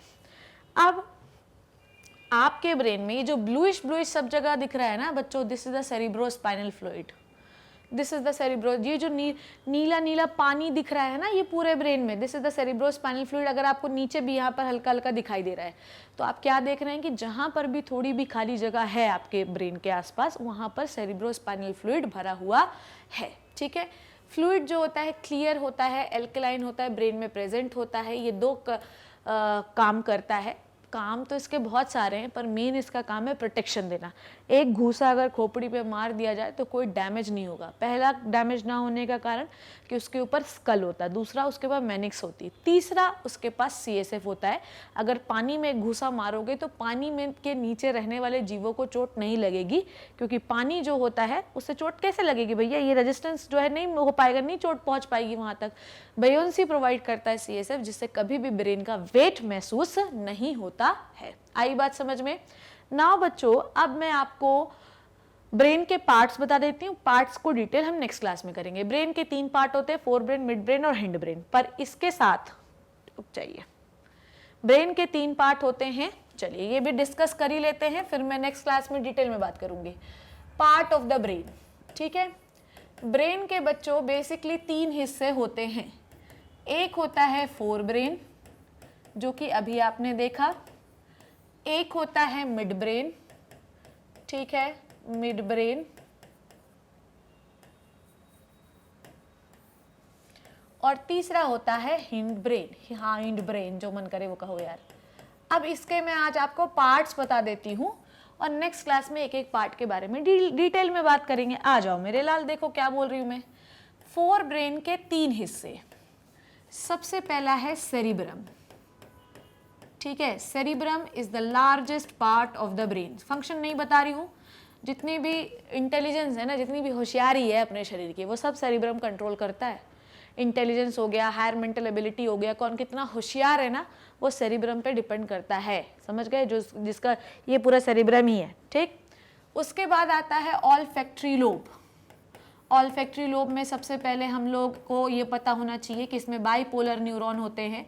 आपकी नेजल एपिथेलियम के पास ये ऑल्फैक्टरी लोब होता है, जो सिग्नल को सूंघते हो तो डायरेक्ट ब्रेन में ले जाता है। समझ में आ गई बात? फीमेल में ये बहुत स्ट्रांग होता है। फीमेल जो होती हैं बहुत, आपको पता है मेल जो होते हैं ना इतना जल्दी कोई भी चीज़ सूंघ नहीं पाते, पर फीमेल्स की नाक बहुत तेज होती है क्योंकि उनका ऑल्फैक्टरी लोब बहुत स्ट्रांग होता है। ऐसे डॉल्फिन हो गया, उसकी भी बहुत ज़्यादा स्ट्रांग होते हैं ये, ठीक है। ऑल्फैक्टरी लोब के बाद तीसरा हम बात करेंगे डायेनसेफेलॉन, ठीक है। Diencephalon is basically made up of different type of structure like epithalamus, thalamus, hypothalamus। epithalamus के पास होती है pineal gland, thalamus एक relay center होता है, hypothalamus के पास pituitary gland होती है, साथ ही साथ वो emotions और टेम्परेचर को भी कंट्रोल करता है। तो डायेनसेफेलॉन जो होता है, it is the last part of the fore brain which is made up by the different type of structures, ठीक है। मिड ब्रेन के अंदर we have to study 2 type of structure बच्चों। वन इज क्रूरा सेरिब्राई, बड़ा ही क्रूर है, बड़े ही प्यारे फंक्शन है इसके, क्रूरा सेरिब्राई एंड कॉर्पोरा क्वाड्रीजेमिना। कॉर्पोरा क्वाड्रीजेमाइना मतलब 4 चीज होंगी इसमें, 4 सॉलिड बॉल होती हैं, देखने सुनने का काम करते हैं। और basically mid brain is the connection between four and hind brain, ठीक है। हिंड ब्रेन के बच्चों हम 3 हिस्से पढ़ेंगे मेरे लाल, ध्यान से देखो वो क्या है। इससे लिखूं क्या? हिंड ब्रेन के हम 3 हिस्से पढ़ेंगे, वो क्या क्या हैं वो अब आप देखिए। एक है पॉन्स वेरोलाई, जिसको मैं अभी बहुत देर से ना पॉन्स कह रही थी ना, वो पॉन्स वेरोलाई, ठीक है। फिर हम बात करेंगे सेरिबेलम।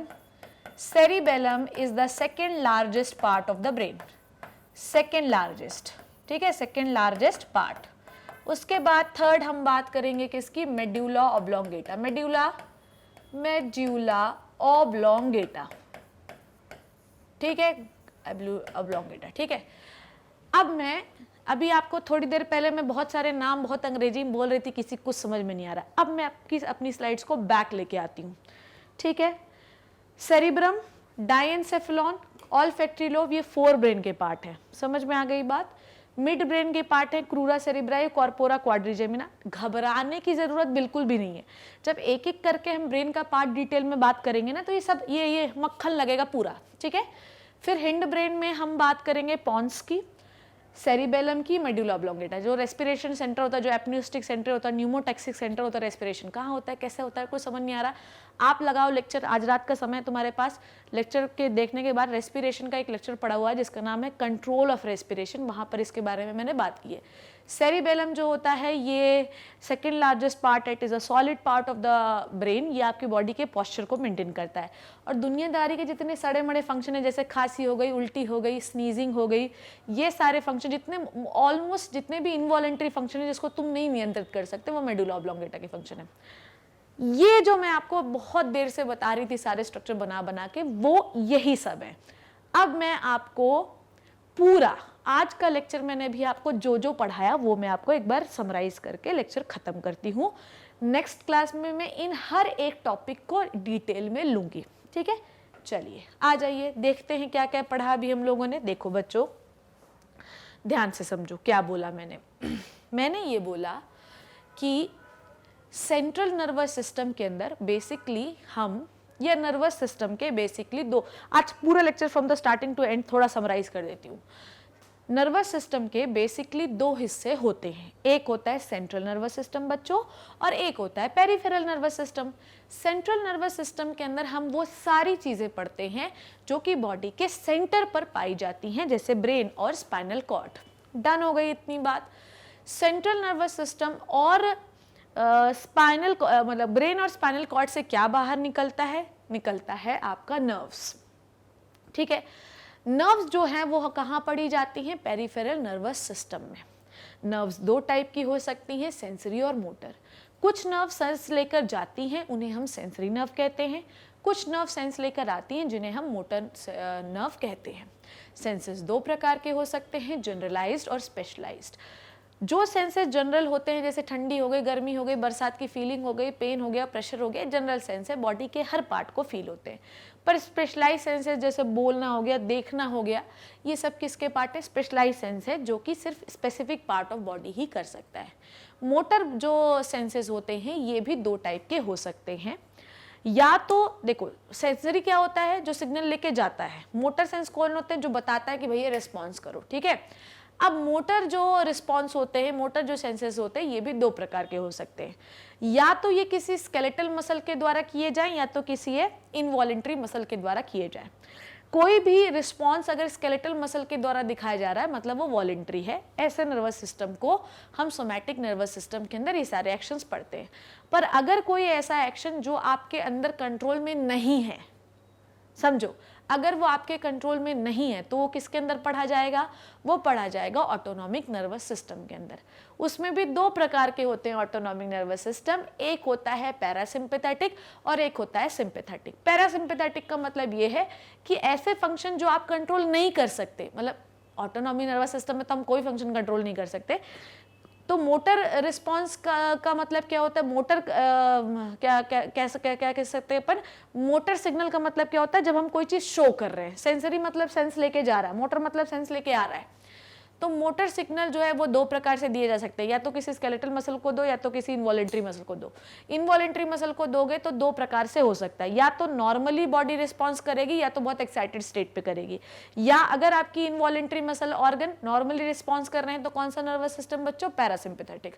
अगर आपके involuntary muscles heart, liver, kidney extensive excited तरीके से बिहेव कर रहे हैं तो सिंपैथेटिक नर्वस सिस्टम। डन हो गई, इतनी बात समझ में आ गई आपको, ठीक है। सेंसरी नर्व्स को हम क्या कहते हैं? एफरेंट नर्व भी कहते हैं, मोटर नर्व को हम इफरेंट नर्व भी कहते हैं। तो सेंसरी रिस्पॉन्स कौन सा होता है? जो सिग्नल लेकर जाता है, ठीक है। मोटर रिस्पॉन्स कौन सा होता है? जो सिग्नल लेकर आता है, जिससे हम कोई भी चीज बताते हैं कि हमको ये हो रहा है, ठीक है। आगे बात करते हैं हम लोग। फिर मैंने आपको क्या बताया कि बेसिकली ब्रेन में होते हैं क्या? ब्रेन में मैंने आपको ग्रे मैटर और वाइट मैटर के बारे में बताया। तो मैंने आपको इसमें यह सिखाया कि grey matter is what? It is nothing, it is the group of cyton which is also called as nucleus. समझ में आ गई बात? पर न्यूक्लियस हम किस में कहते हैं? सिर्फ सेंट्रल नर्वस सिस्टम में। अगर group of cyton central nervous system में पाए जा रहे हैं, तो it looks a grey, it gives you the grey appearance which is called as grey matter. पर यही ग्रुप ऑफ साइटोन अगर पेरिफेरल नर्वस सिस्टम में हैं, ठीक है, तो हम इन्हें गैंग्लिया कहते हैं। उसके बाद ये जो ग्रुप ऑफ साइटोन है, इससे नर्व्स निकलेंगी। नर्व्स निकलेंगी तो नर्व्स भैया ऐसा है कि हो सकता है कि नर्व्स नीचे से ऊपर आ रही हूँ, तो अगर स्पाइनल कॉर्ड से ब्रेन की ओर सिग्नल आ रहा होगा तो ग्रुप ऑफ साइटोन नीचे होंगे और उनके एक्सॉन ऊपर होंगे। अगर सिग्नल ब्रेन से स्पाइनल कॉर्ड की ओर जा रहा होगा तो ग्रुप ऑफ साइटोन ऊपर होंगे और एक्सॉन कहाँ होंगे, नीचे होंगे। इसका मतलब ये कि पूरा जो नर्वस सिस्टम है, सेंट्रल नर्वस सिस्टम, ये पूरा ग्रुप ऑफ एक्सॉन ही है। साइटोन ग्रुप ऑफ एक्सॉन नीचे जा रहे हैं, साइटोन ग्रुप ऑफ एक्सॉन ऊपर जा रहे हैं, तो पूरा ग्रुप ऑफ एक्सॉन भरा हुआ है। It is the grey matter and white matter. ठीक है, इतनी बात समझ में आ गई। फिर मैंने आपको बताया ब्रेन क्या है, ब्रेन का वेट कितना होता है, ब्रेन कब डेवलप होता है, ब्रेन के क्या फंक्शंस होते हैं। फिर मैंने आपको बताया ब्रेन में एक फ्लूइड होता है which is called as CSF। फिर मैंने आपको बताया मेनिंजेस की ब्रेन में इतनी लेयर्स होती हैं और इनका ये काम होता है। और फिर लास्ट में मैंने आपको बताया ब्रेन के क्या पार्ट होते हैं और उनके कितने सब टाइप्स होते हैं, मतलब कितने पार्ट हैं और उनको हम किस किस भागों में डिवाइड करते हैं। अब एक एक पार्ट का डिटेल जो है वो मैं आपको नेक्स्ट क्लास में बताऊंगी। तो नेक्स्ट क्लास में मैं आपको ब्रेन के बारे में पूरी डिटेल से समझाऊंगी, सिखाऊंगी, पढ़ाऊंगी और बढ़िया बढ़िया से इमेजेस लेकर आऊंगी। सो this is all about the central nervous system. Next class में सेपरेटली ब्रेन के बारे में डिस्कस करेंगे। मैं ये उम्मीद कर रही हूँ कि जो कहानी आज मैंने आपको समझाई वो आपके दिमाग में घुस गई होगी। कुछ ना घुस पाए please let me know, I will tell this to you again and again. Next class में आऊँगी तो रिविजन कराऊंगी, तो टेंशन नहीं लेना। So this is it, next class में मिलते हैं, तब तक घर पे रहिए, सेफ रहिए बच्चों, अपना ध्यान रखिए। Thank you so much and bye bye.